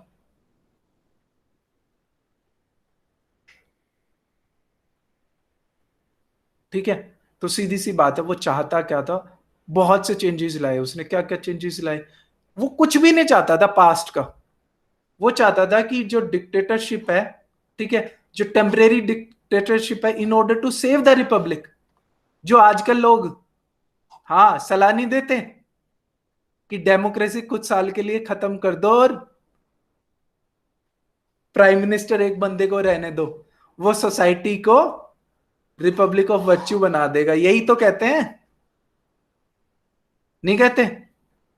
Yes sir. समझ गए मैं क्या कह रहा हूं? पूरा सर। हाँ जी। तो वो चीज, लेकिन ये सबसे सबसे खतरनाक चीज होती है कि आप पावर एक ऐसे बंदे के हाथ में दे दो जिसकी कोई लिमिट्स नहीं है क्रुएलिटी की कुछ की। ठीक है, उसने क्या क्या, good citizen formed by good education, education institutes वगैरह बनाए। उसने डी क्रिश्चियनाइजेशन स्टार्ट कर दिया, रिलीजन हटा दो। उसने ये कहा रिलीजन हटा दो, कोई नामो निशान ही नहीं होना चाहिए रिलीजन का। और उसने कह दिया कोई क्राइस्ट नहीं है, बस पुराना जो पहले मानते थे कि एक सुप्रीम बीइंग है, डाइज्म का आइडिया जो है कि एक सुप्रीम बीइंग है, एक सुप्रीम पावर है, बस वही है, कोई गॉड नहीं है, कुछ नहीं है, कैथोलिक चर्च है, उसको वो सुपरस्टिशन को बढ़ावा देता है, तो इसको बंद करो। नए कैलेंडर जो कैथोलिक कैलेंडर था वो हटा दिया। फर्स्ट डे ऑफ रिपब्लिक से स्टार्ट कर दिया कि ये पहला दिन है, और नया अपना फ्रेंच कैलेंडर बनाया। कार्ड्स पे जो पुराने किंग क्वीन वो सारे सब कुछ चेंज कर दिया इस बंदे ने। फैशन है कैसा पहनना चाहिए, जैसे पहले नोबल्स पहनते थे उस पे भी बैन लगा दिया। समझ रहे हो नहीं समझ रहे हो? हर चीज एक्सट्रीमिज्म पे चली गई है इसके जो है रोबेस्पियर के राज में। समझो कि नहीं समझो? तो इतनी घुटन हो जाएगी भाई, जो इसके साथ भी रहते होंगे वो भी यही चाहेंगे भाई खत्म हो ये तो थर्मोडोरियन रिएक्शन क्या बोलते हैं, ये एक मंथ आता है फ्रेंच कैलेंडर में जो उसने ही बनाया था। उस मंथ के टाइम ये हुआ कि जो है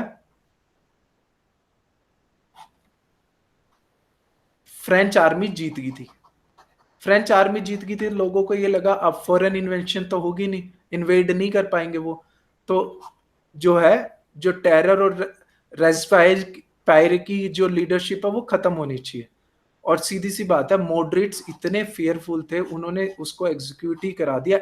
पहले दिन उसको ट्रायल दिया और अगले दिन ये उस कैलेंडर के हिसाब से, फ्रेंच कैलेंडर के हिसाब से अगले दिन ही उसे एग्जीक्यूट करा दिया।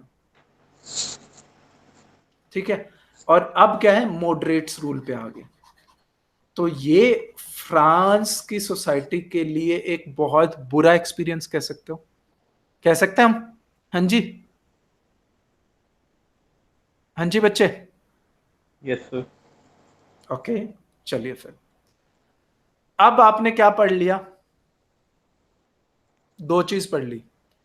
जो रेवोल्यूशन जैसे स्टार्ट हुआ, नेशनल असेंबली वाला ईरा था, नेशनल कन्वेंशन वाला ईरा था, और फिर आपका टेरर राइन थी।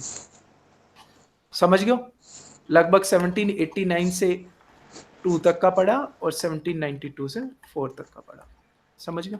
अब मॉडरेट्स आ गए, और ये यही चाहते थे कि जो पिछला है जैसे पहले था वैसा ही कुछ हो जाए, रेडिकल रिफॉर्म्स ये नहीं चाहते थे। अब हुआ क्या, इस्टेब्लिश किया इन्होंने द डायरेक्टोरी। अब बेटा ये डायरेक्टोरी क्या है? सीधी सी बात है, इन्होंने कहा कि भी एक हाथ में अगर पावर चली जाती है ना वो बहुत हार्मफुल होती है। इन्होंने देखा पिछला एक्सपीरियंस जो इनका रहा, तो इन्होंने 5 लोगों की आप कह सकते हो एक कमेटी बनाई, जिसके हाथ में इन्होंने बागडोर ऑफ द कॉन्स्टिट्यूशन, नया कॉन्स्टिट्यूशन बनाया। ठीक है, ठीक है। और जो गवर्नमेंट बनाई उसमें क्या है, 2 लेजिस्लेचर हाउसेस बनाए और 5 बंदे राज करेंगे एग्जीक्यूटिव, जिसे क्या बोलते हैं बेटा, डायरेक्टोरी। समझो कि नहीं समझो? इनमें से ज्यादातर, 5 में से ज्यादातर क्या, इनमें ऐसे भी थे जो करप्ट थे, बट लोग इतने तंग आ चुके थे, उन्हें था कि करप्ट हो जाए, लेकिन जो लोगों ने सहा है वो नहीं होना चाहिए। ठीक है, और इसमें दोनों टाइप के थे, राइट लेफ्ट दोनों टाइप के लोग थे इसमें। ठीक है, ठीक है। इकोनॉमिक प्रॉब्लम, जो ऑनगोइंग वॉर चल रहा था किनके साथ, दूसरी यूरोपियन कंट्रीज के साथ, वो अभी के अभी ऐसे था।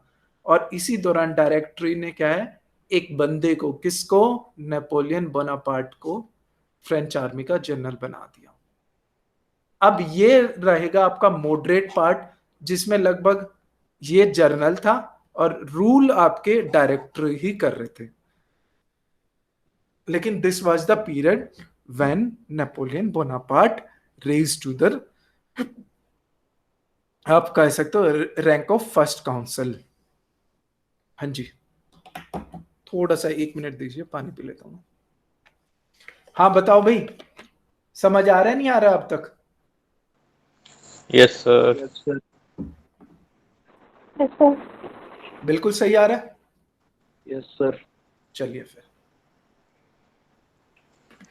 आ रहा है बच्चा ना, लंबा ही बड़ा प्रोग्राम। कोई नहीं कोई नहीं, एक बार और देखेगा तो टॉपिक भी तो कितना लंबा है, सोच के देख। अब मैं इतनी सर क्योंकि हालत है 1815 तक जाना है। नहीं नहीं, अब छोटा है, जो शुरू का है ना वो ज्यादा था, अब ज्यादा नहीं है, अब कम है। ठीक क्योंकि है, हाल एक बात बता, वॉर लड़नी है, फिर इन्हें आप राजा बनना है। मैं आज पढ़ाऊंगा। ठीक है, मैं मेरी कंडीशन बताऊं, मैं 9 बजे बनाना बैठा था, बीच में मैंने 1.5 घंटा रेस्ट लिया है और आधा घंटा मैंने चाय वाय खाना किया, 2 घंटे।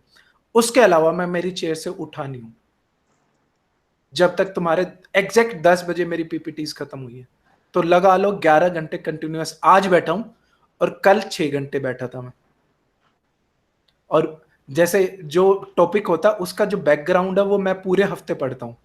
17 घंटे पीपीटी बनाने में लगे, तुम 1.5 घंटे 2 घंटे बैठ नहीं सकते? नहीं अरे हो जाएगा, नहीं, मजेदार है। क्या जी? हाँ जी हाँ जी, मैं कहता चलूं? 3 घंटे बिठाई रखो सर, कोई गल नहीं।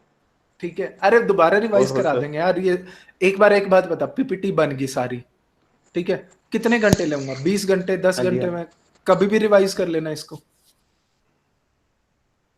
हाँ जी सर। नेपोलियन 69 में बोर्न हुआ था, ठीक है, मिलिट्री स्कूल में पढ़ा, ठीक है, और सीधी सी बात है, join the army, lieutenant rank पे ज्वाइन किया था, ऑफिसर रैंक पे, ठीक है।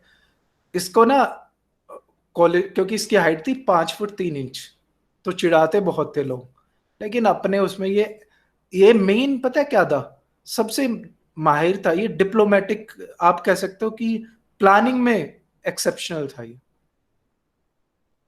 ठीक है।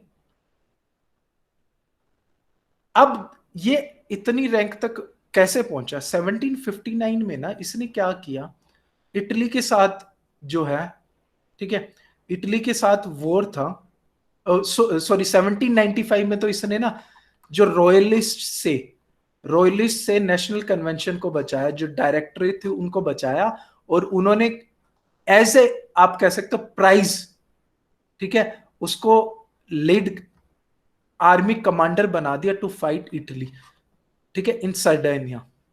सर्डानिया में क्या है, ये जीता बेटा, जीता और एज ए नेशनल हीरो बन गया, एज ए नेशनल हीरो बन गया, ठीक है। इसके बाद ना ये इजिप्ट गया, इजिप्ट में इसका कंपेन था किसके अगेंस्ट?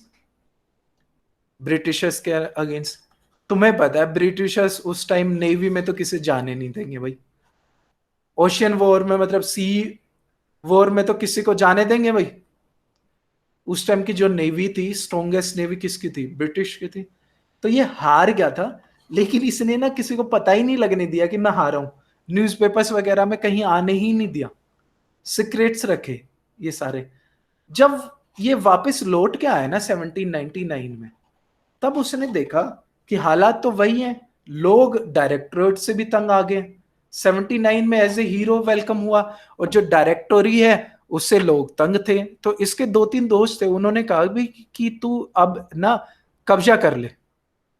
इसमें 2 बंदे थे, पॉल बेरिश और एबी सेयर्स, जिसे कू बोलते हैं, कू कर ले तू। ये क्या होती है? तख्ता पलटी कर दे। नेपोलियन ने क्या किया, फर्स्ट लेजिस्लेशन में अपने फोर्सेस ले गया, सेकंड ने अपने आप ही डर के वोट किया, और उन्होंने क्या किया, डायरेक्टरी को रिजोल्व कर दिया उसने, और क्या किया, giving power to the consulate. 3 बंदों की कंसुलेट बनाई, और उसमें फर्स्ट कंसुलेट कौन बन गया?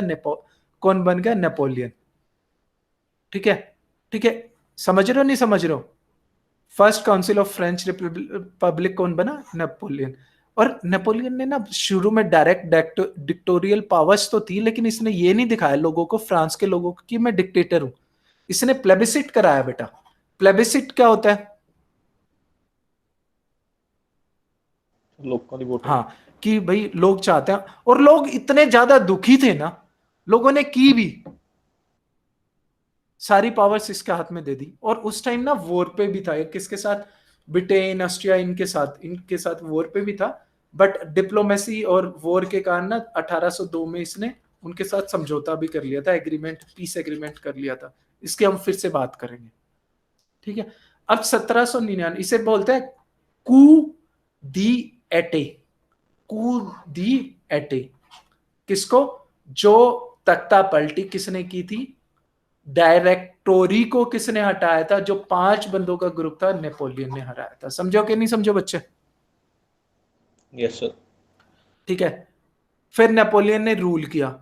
अब नेपोलियन वैसे तो डिक्टेटर ही था बेटा, लेकिन पहले उसने प्रूव करवाया कि मैं डिक्टेटर नहीं हूं, प्लेबिसिट करवाया। अब इसने जो चेंजेस किए उसको 3 उसमें पढ़ सकते हो। पीस विद कैथोलिक चर्च, इसने ना कैथोलिक को के इन्फ्लुएंस को माना, चर्च के इन्फ्लुएंस को माना। उसका मेन रीजन था कि ये चाहता था कि पीजेंट्स इसके अगेंस्ट ना जाए। समझ रहे हो मेरी बात? लेकिन इसने तो दोबारा देख बेटा, अब पीछे के रिवोल्ट में तुझे पता है कि जो पीजेंट्स थे वो गवर्नमेंट से नाराज क्यों थे, काउंसिल से और कन्वेंशन से और असेंबली से, क्योंकि उन्होंने चर्च का सब कुछ छीन लिया था और वो डिवोटी कैथोलिक थे। तो ये चीज रिपीट नहीं करना चाहता था। कौन? नेपोलियन। उसने चर्च के साथ पीस बनाई और एक साइन भी, उसे बोलते हैं साइंड ए कॉन्कोर्डेट। कॉन्कोर्डेट में क्या था कि उसने ये कहा कि जो जमीन पहले छीन ली गई वो वापस नहीं होगी, बट तुम्हारा जो इन्फ्लुएंस है ना वो वैसे का वैसा रहेगा, इंटरफेयर नहीं करेगी, स्टेट उसमें इंटरफेयर नहीं करेगी। समझो कि नहीं समझो? एक किस्म से लोगों को खुश करने के लिए उसने जो है कैथोलिक रिलीजन को बढ़ावा देना शुरू कर दिया, ये कह सकते हो। रिलीजियस टॉलरेंस और कैथोलिज्म को माना उसने। फिर एडमिनिस्ट्रेशन में चेंजेस किए। उसने क्या किया? टैक्स रिफॉर्म्स लेके आया, ठीक है। पब्लिक और मिलिट्री ऑफिशियल क्या है, बर्थ राइट नहीं होगा, क्या होगा? एबिलिटी पे लेके जाएंगे, ठीक है। Created a national bank, equalize taxation सब देंगे, बैलेंस द बजट, ठीक है। ये सारे रिफॉर्म्स के कारण क्या लोग थोड़े खुश हो गए थे। और उसने एक पब्लिक स्कूल सिस्टम भी शुरू किया जिसे क्या बोलते हैं, लाइसे, लाइसेस। ये क्या था? गवर्नमेंट स्कूल्स थे जो मेरिट बेस्ड सिस्टम था, जिसमें एडमिशन और जो क्या है फिर आपके एडमिनिस्ट्रेशन में आ जाते थे, ऑफिसर्स बनते थे, ठीक है। फिर एक जो बहुत बड़ी चीज की, इसने एक कोड लिखा, एक किस्म से जैसे आईपीसी होता है, कोड लिखा, लॉज लिखे, सेट ऑफ लॉज लिखे जो लागू किए उसने, ठीक है। सबके लिए इक्वल थे वो, ठीक है। रेवोल्यूशनरी आइडियाज इंक्लूड किए कि इक्वलिटी बिफोर लॉ। और ये सारा ना बेटा 1799 से लेके 1804 तक ही है ये सारा। तब तक वो कॉन्सुल है, ना कि वो एम्परर है, ध्यान रखना। रिलीजियस टॉलरेंस, अबोलिश सर्फडोम, ठीक है। विमेन राइट्स की भी बात की, मतलब हटा दिए इसने, उल्टा किया, ठीक है। कोर्ट में विमेन्स को टेस्टिफाई नहीं कर सकते थे, डिवोर्स मुश्किल कर दिए, ठीक है। प्रॉपर्टी राइट्स जो उन्हें नेशनल असेंबली द्वारा मिले थे वो सब कुछ हटा दिए बेटा इसने। किसने? नेपोलियन ने, ठीक है। सीधी सी बात है, वो चर्च के फेवर में जा रहा था, ठीक है। Censorship of press and private mail, सीधी सी बात है। और the code also restored slavery in French colonies. जो नेशनल असेंबली थी और नेशनल कन्वेंशन थी, उन्होंने स्लेवरी को अबोलिश कर दिया था। इसने कहा जब तक उसको दोबारा से लागू नहीं करोगे तो तुम्हारे जो फ्रेंच कॉलोनीज है उनमें प्रोडक्शन कैसे होगी। तो इस कारण उसने इसको जो रिस्टोर कर दिया स्लेवरी को। और देखोगे आप उन कॉलोनीज ने इनको रिवोल्ट किया और नेपोलियन को हरा दिया। समझ रहे हो?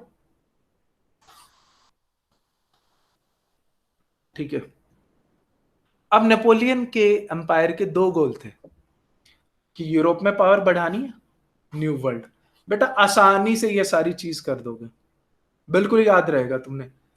वॉर पे मैंने बताया था, जब इसने फर्स्ट काउंसिल बना था वॉर था, बट ट्रीटी साइन कर ली थी, शांति आ गई, ठीक है। लेकिन 1803 में फिर से वॉर स्टार्ट होगी, ठीक है। इस बार कौन कौन थे? ऑस्ट्रिया, रशिया, स्वीडन सारे एक साथ आ गए थे, और भी आ गया था रशिया इनके साथ, स्वीडन वगैरह भी आ गए थे, ठीक है। नेपोलियन ने सबको हरा दिया एक्सेप्ट ब्रिटेन। ब्रिटेन को क्यों नहीं हरा पाया भाई? स्ट्रॉन्ग नेवल थी सर ब्रिटेन की। हाँ। अब पहले हम ये कर लेते हैं न्यू वर्ल्ड वाला। इसको था कि जो सेंट डोमिंगो आइलैंड है, जो आज के टाइम हेटी आइलैंड है, वो कैप्चर करना जरूरी है, ठीक है, ठीक है। लेकिन 1801 में जो स्लेव्स थे ना, उन्होंने इसकी आर्मी को हरा दिया। और मेन रीजन हराने का क्या था? येलो फीवर था, जो वहां एक आप कह सकते हो एपिडेमिक थी। वहां के लोग तो इससे वो थे, इम्यून थे। जो फ्रांस आर्मी थी वो नहीं थी, और ज्यादातर इससे मारे गए थे। फ्रेंच जो आप कह सकते हो सोल्जर्स थे वो येलो फीवर के कारण मारे गए और वो हार गया। तो इसने प्लान बनाया।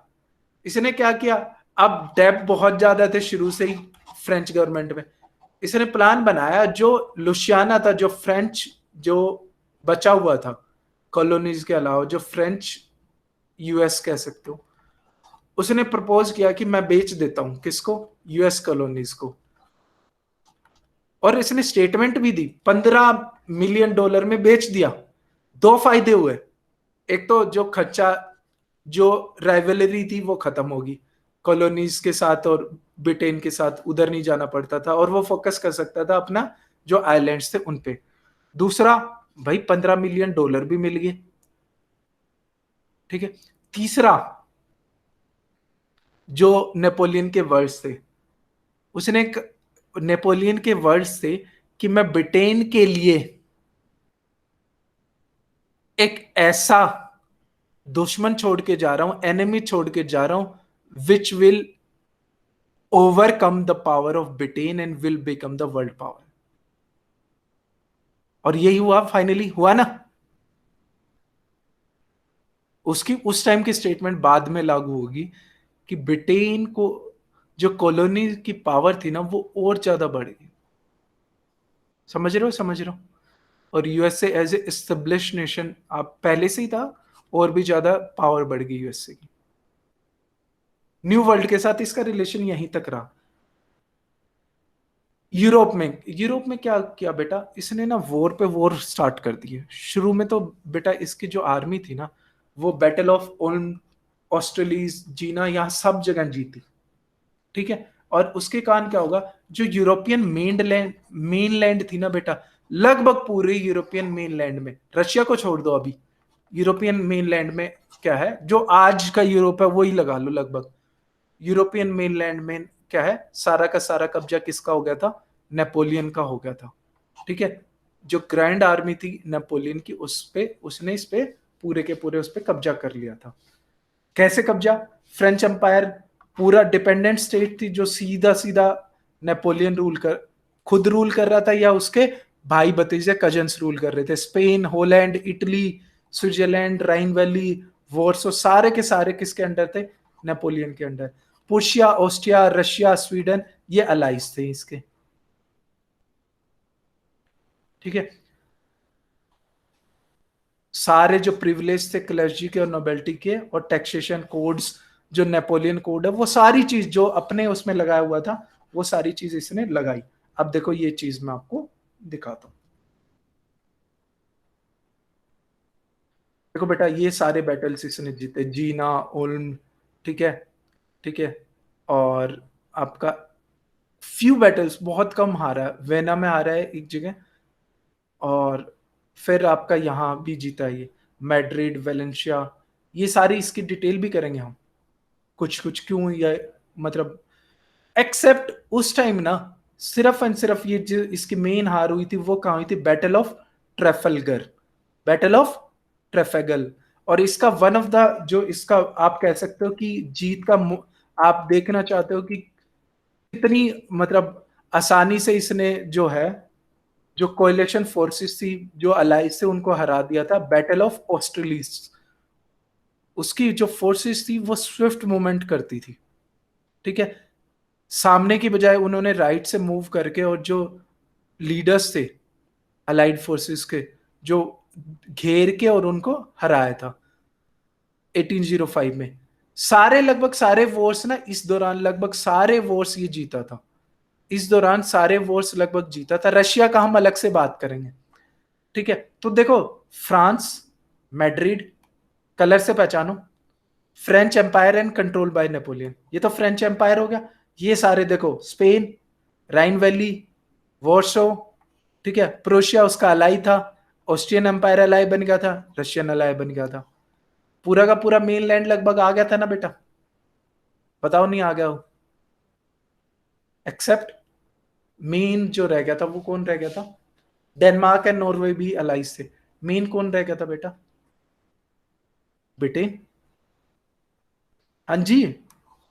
अब बैटल ऑफ ट्रिफगल में एक चीज डिसाइड होगी थी, जो नेल्सन था उसने ना, जो फ्लीट था, पूरा नेपोलियन फ्लीट को हरा दिया अपनी जो मास्टरी से। And this led to the conclusion by Napoleon कि मैं ब्रिटेन को वॉर में नहीं हरा सकता, क्योंकि मुझे मेरी जो नेवल फोर्सेस है वो हरा नहीं सकती। And he gave the idea of conquering Britain. समझो कि नहीं समझो? जो Yes, sir. Battle of Trafalgar का क्या इंपॉर्टेंस है कि दिस गेव एक conclusive evidence to the Napoleon की भाई तेरी नेवी उसके सामने नहीं टिक सकती, तो तू उसको हरा ही नहीं सकता, कोई और मेथड ढूंढना पड़ेगा, और वही मेथड इसे ले डूबेगा। अभी हम बात करेंगे उसकी। समझो कि नहीं समझो? हाँ जी गुरप्रीत जी, यस सर। ठीक है। तो भाई यूरोप में तो ज्यादातर जीत गया था, एक्सेप्ट कहा? Battle of ट्रेफलगर। ट्रेफलगर देख लिया ना तुमने, कहा है? Yes sir. This is entry point of कौन सी स्टेट है भाई? State of Gibraltar. जिब्राल्टर, ठीक है। तो जो नेपोलियन की फीट को हरिटियो नेल्सन, नेल्सन एक नेवी का वन ऑफ द, आप कह सकते हो बेस्ट आर्किटेक्ट कह लो, नेवल अटैक का माना जाता है, ठीक है। बाकी उसने पूरे यूरोप पे नेवल सुपरमेसी उस पे तो होगी थी, कॉन्टिनेंट पे नेपोलियन था, बट एम्पायर बहुत ज्यादा अनस्टेबल था और डिफिकल्ट टू रूल था, क्योंकि बहुत बड़ा हो गया था ना बेटा, और डिफरेंट डिफरेंट थॉट्स। अब देखो, अब यहां क्या है, जो आइडियाज थे ना एनलाइटमेंट के वो तो थे ही, एब्सोल्यूटिज्म तो फिर भी नहीं, रिवोल्ट तो होते रहेंगे, और इतने बड़े एम्पायर में तो रिवोल्ट होंगे होंगे बेटा। तो नेपोलियन ने ब्रिटेन के चक्कर में ना और अपना राज और फैलाने के चक्कर में 3 बड़ी मिस्टेक की, 3 मिस्टेक्स। तुम्हारा मेंस का भी आंसर है और प्री में भी ये तीनों मिस्टेक्स पता होनी चाहिए, बहुत इंपॉर्टेंट है ये। कॉन्टिनेंटल सिस्टम, नेपोलियन ने कहा कि भाई जितना भी व्यापार हो रहा है, ट्रेड हो रहा है, वो मेनलैंड के बीच में होना चाहिए, कोई भी ब्रिटेन के साथ ट्रेड नहीं करेगा, क्योंकि उसने देख लिया कि ब्रिटेन का मेन इंडस्ट्रियल रेवोल्यूशन के बाद ब्रिटेन का मेन क्या है, उसका ट्रेड है। अगर वहां तू उसको हरा देगा तो हार जाएगा। लेकिन इतने बड़े एम्पायर को, अब ब्रिटेन का क्या था, ब्रिटेन खुद एक बहुत बड़ी नेवल पावर था, स्मगलर्स और कुछ क्या है जो इसके खुद के कजन्स भी थे, और जो रूलर्स थे वो कंप्लीट लॉकडाउन नहीं लगा पाए, कंप्लीटली इसको बंद नहीं कर पाए, फिर भी क्या ब्रिटिश गुड आते रहे और यहां से सप्लाई होती रही। इस चक्कर में क्या हुआ, ब्रिटेन पे इफेक्ट बुरा पड़ा, लेकिन उससे ज्यादा इफेक्ट बुरा फ्रांस के उसमें पड़ा।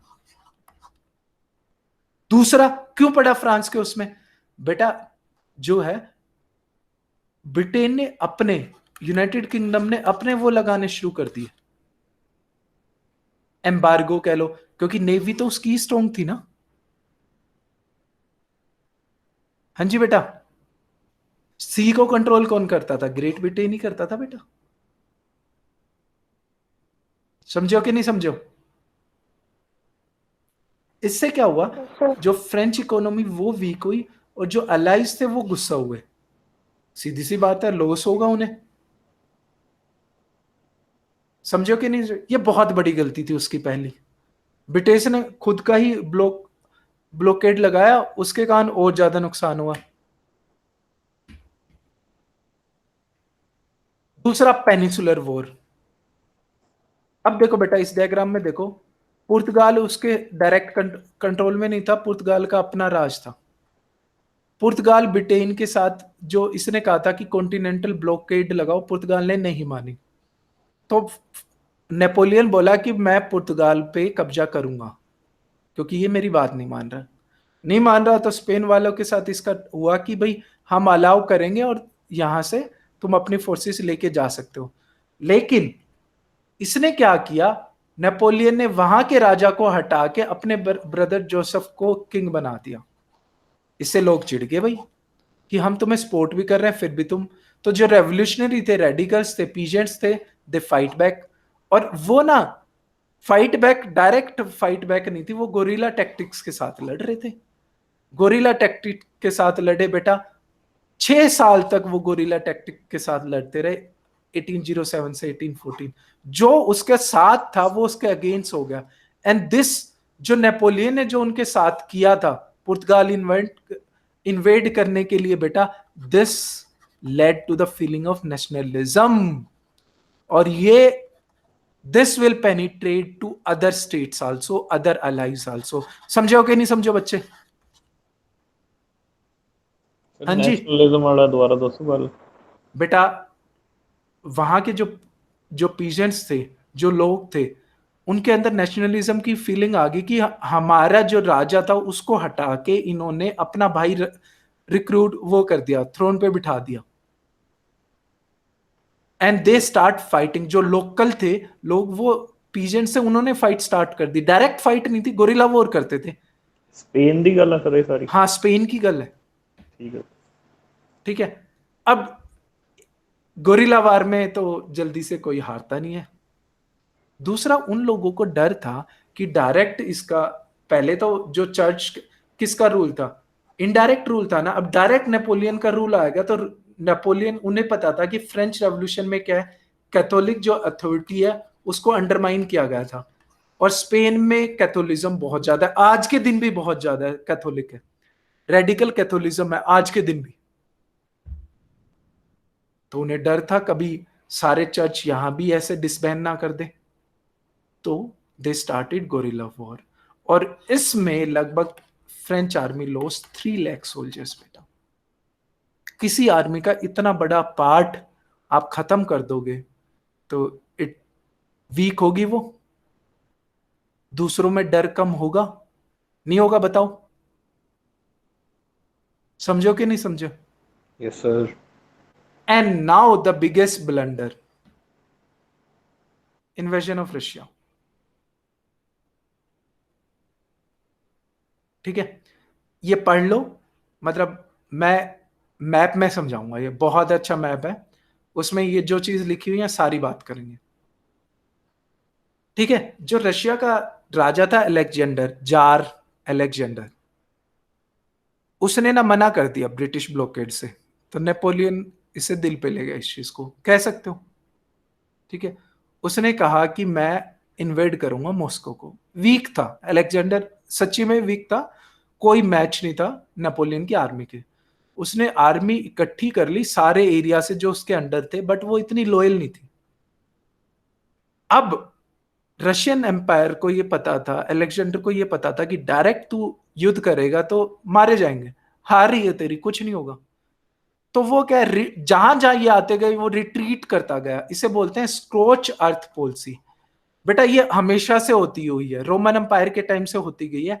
इसमें क्या करते हैं, you burn every resource which A winning army can use. समझो कि नहीं समझो?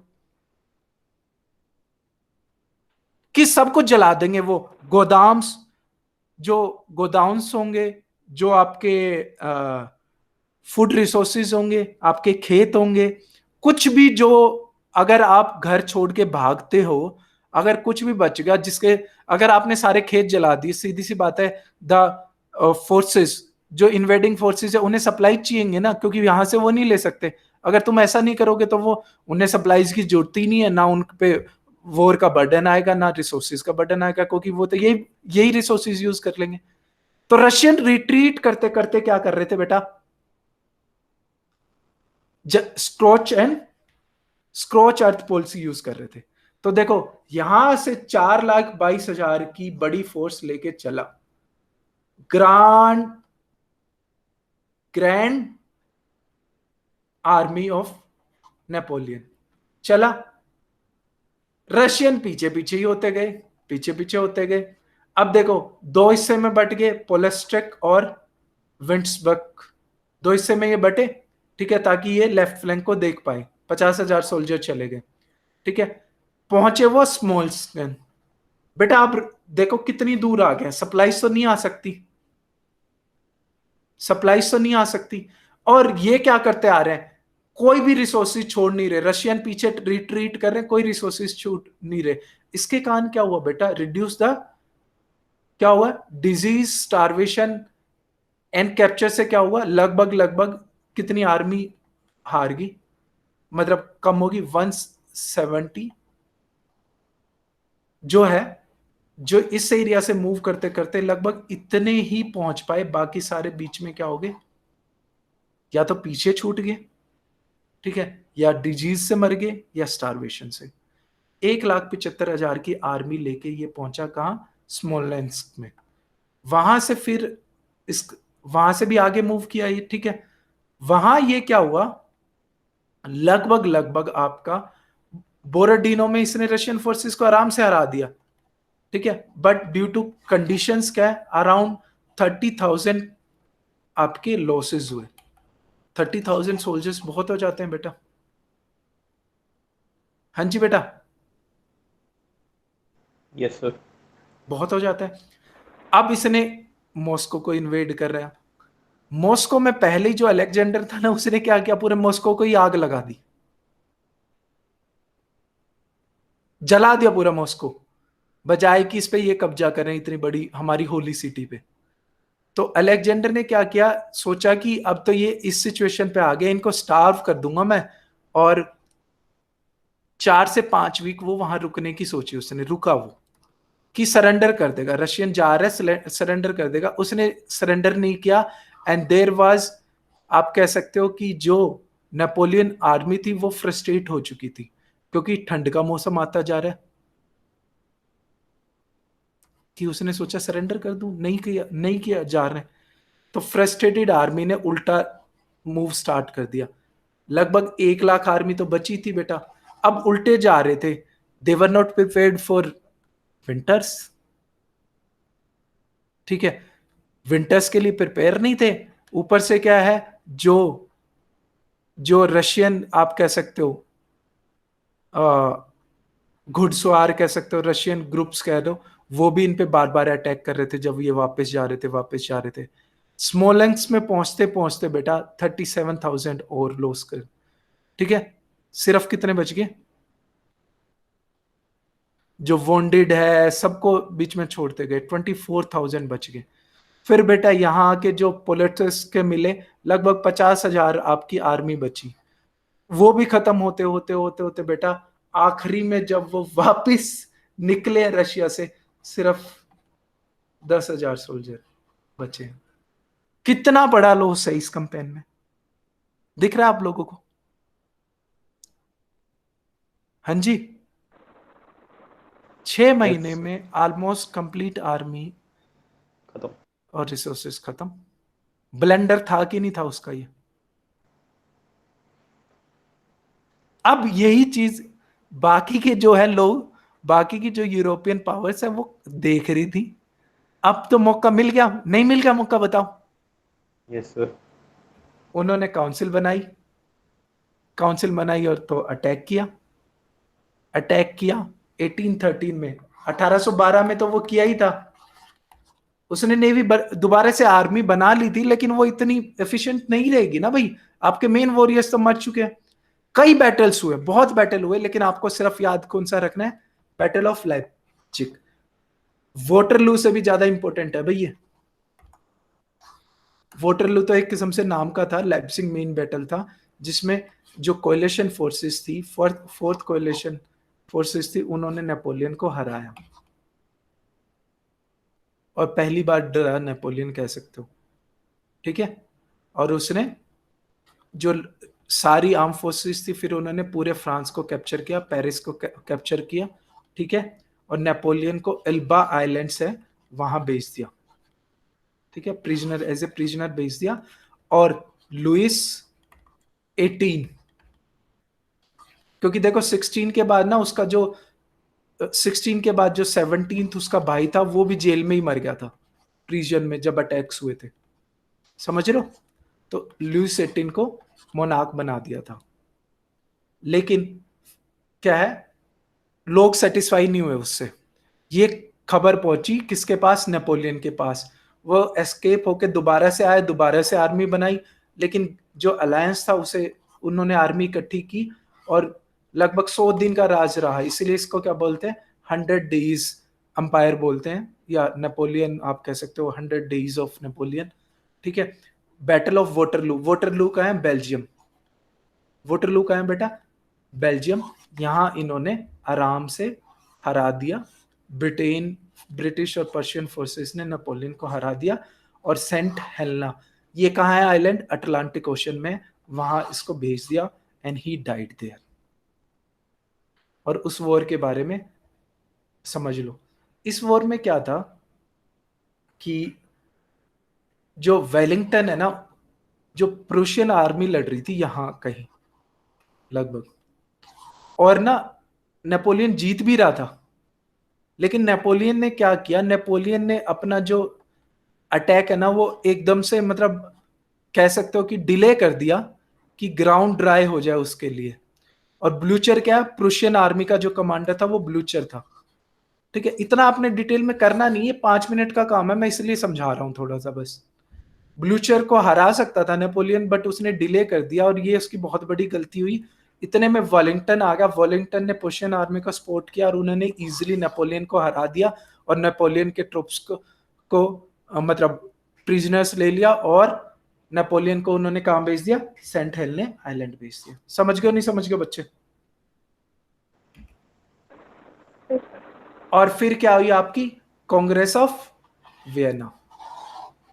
इन सब का भाई, जो चीज इन्होंने इतने साल तक युद्ध किया, लगभग लगा लो कितने साल हो गए बेटा? 25-26 साल हुआ फ्रेंच रेवोल्यूशन, उसके कॉन्सिक्वेंसेस सबको भुगतने पड़े। तो मिलके ना जो बड़ी पावर्स थी वो उन्होंने कांग्रेस ऑफ वियना मतलब मीटिंग की वहां और डिसाइड किया कि आगे का यूरोप कैसा होगा। सीधी सी बात ये। और इसका मेन लीडर था प्रिंस क्लेमेंस वॉन मेंट्रिंच। मेंट्रिंच पॉलिसी भी बोलते हैं। कहाँ गया ये बंदा? ये होस्ट भी था। और ये ऑस्ट्रिया बहुत बड़ा पावरफुल किंगडम हुआ करता पहले, अब छोटी कंट्री है लेकिन हुआ करता।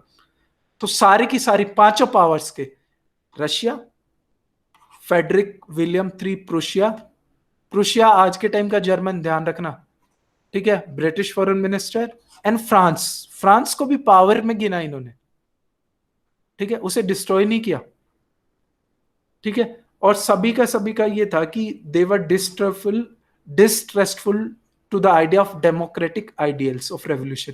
क्यों? क्योंकि सबने फ्रांस का हाल देख लिया था, क्योंकि सबकी एब्सोल्यूट गवर्नमेंट्स जा रही थी,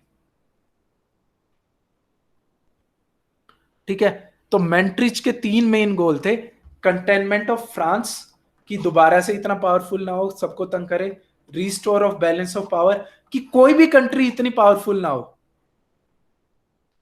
और कुछ ऐसा ना हो। उन्होंने ना Vienna, Congress of Vienna successful इसलिए रही कि फ्रांस पे उन्होंने बर्डन नहीं डाला। तो फ्रांस के लोगों में ऐसी कोई एनिमिटी नहीं थी कि भाई हमने तो उनसे बदला लेना ही लेना है, ये चीज उसने ध्यान रखी, ठीक है। और जो फ्रांस की जो बाउंड्रीज थी वो रखी, और बाकी सारा जो पुराने लिटिगमेसी मतलब पुराने जो राजा वगैरह थे उनको वापस कर दी, जो नेपोलियन ने जिनकी छीनी थी, और उन्हीं राजाओं को दी जो पहले से मोनार्क थे वहां के, या उनके, आप कह सकते हो उनके सक्सेसर्स को। ये 3 चीज थी। तो फ्रांस को इसने कैसे कमजोर किया कि इसने जो ऑस्ट्रियन नीदरलैंड्स था, डच रिपब्लिक था, उसे क्या बना दिया? किंगलैंड ऑफ नीदरलैंड बना दिया। जो पर्शियन थे, जो जर्मन स्टेट्स थी, उनका एक लूज ग्रुप बना दिया, 39 ग्रुप्स, 39 जर्मन स्टेट्स का। स्विट्जरलैंड को अलग कंट्री बना दिया। Kingdom of Sardinia in Italy was strengthened by addition of Genoa. 2 kingdoms मिल गए, तो ये भी एक पावरफुल। तो उसके जो सराउंडिंग में है बेटा, देखो उसके सराउंडिंग में क्या है सारे, देखो ये क्या होगा आपका? जर्मन कन्फेडरेंसी होगी, ऑस्ट्रियन एम्पायर होगा, ठीक है, जो नीदरलैंड है, किंगडम ऑफ नीदरलैंड होगा, इधर इटली होगा, सबको थोड़ा थोड़ा पावरफुल बना दिया उसने। समझ गए नहीं समझ गए? ताकि फ्रांस दोबारा से उभर ना पाए। हाँ जी बच्चे, समझ गए? Yes. पॉलिटिकल चेंजेस वही है, दोबारा से एब्सोल्यूट गवर्नमेंट्स आ गई, ज्यादातर एक्सेप्ट कहां?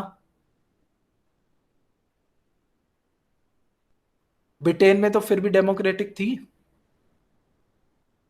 ठीक है। और जो कॉन्टिनेंटल पावर्स थे, स्पेशली रशिया और ऑस्ट्रिया ने क्या है, ये कैथोलिक थे, और प्रूशिया, इन्होंने बनाया कि हम क्रिश्चियन वैल्यू बेस्ड लीग बनाया, होली अलायंस बनाया इन तीनों ने, ठीक है। और इन्होंने ये भी डिसाइड किया कि अगर कहीं भी रेवोल्यूशन ब्रेकआउट होता है तो हम एक दूसरे की हेल्प करेंगे। समझ रहे हो? अब इसका मतलब ये मत समझना कि कहीं रिवोल्ट ही नहीं हुए, क्योंकि देखो ideas of enlightenment was there. तो बहुत सी जगह बिटवीन 1815 के बाद भी बहुत सी जगह आपके रेवोल्यूशंस हुए, बट ज्यादातर दबा दिए गए। लॉन्ग टर्म लिगेसी क्या है इस चीज की? Growth of nationalism in Italy, Germany and Greece. हम यूनिफिकेशन ऑफ इटली और जर्मनी तो बेटा करेंगे ही करेंगे, हाँ जी। Independence of Spanish colonies of Latin America. Napoleon हारने के बाद जो स्पेनिश कॉलोनीज थी यूएस की, वो इंडिपेंडेंट होगी, और बाकी भी हम सारा ये भी डिटेल में करेंगे, करवाऊंगा मैं, छोड़ नहीं रहा ये भी आपका। और ग्रोथ ऑफ डेमोक्रेटिक नेशनलिज्म की फीलिंग ऑफ डेमोक्रेटिक आइडियाज की जो है, आइडियाज आपके फैले, ये लीगेसी रही। जैसे आप राम मोहन राय और उनको पढ़ते हो ना, लिबर्टी, टीपू सुल्तान वगैरह को, है ना, वो इससे इंस्पायर थे कि नहीं थे बताओ, इन आइडियाज से? Yes, sir. तो वो आप दे सकते हो आइडियाज। That's all. हाँ जी बच्चे, एक बार मैं रिकॉर्डिंग बंद कर देता हूं, फिर हम थोड़ी बात करते हैं। मनप्रीत है अभी भी?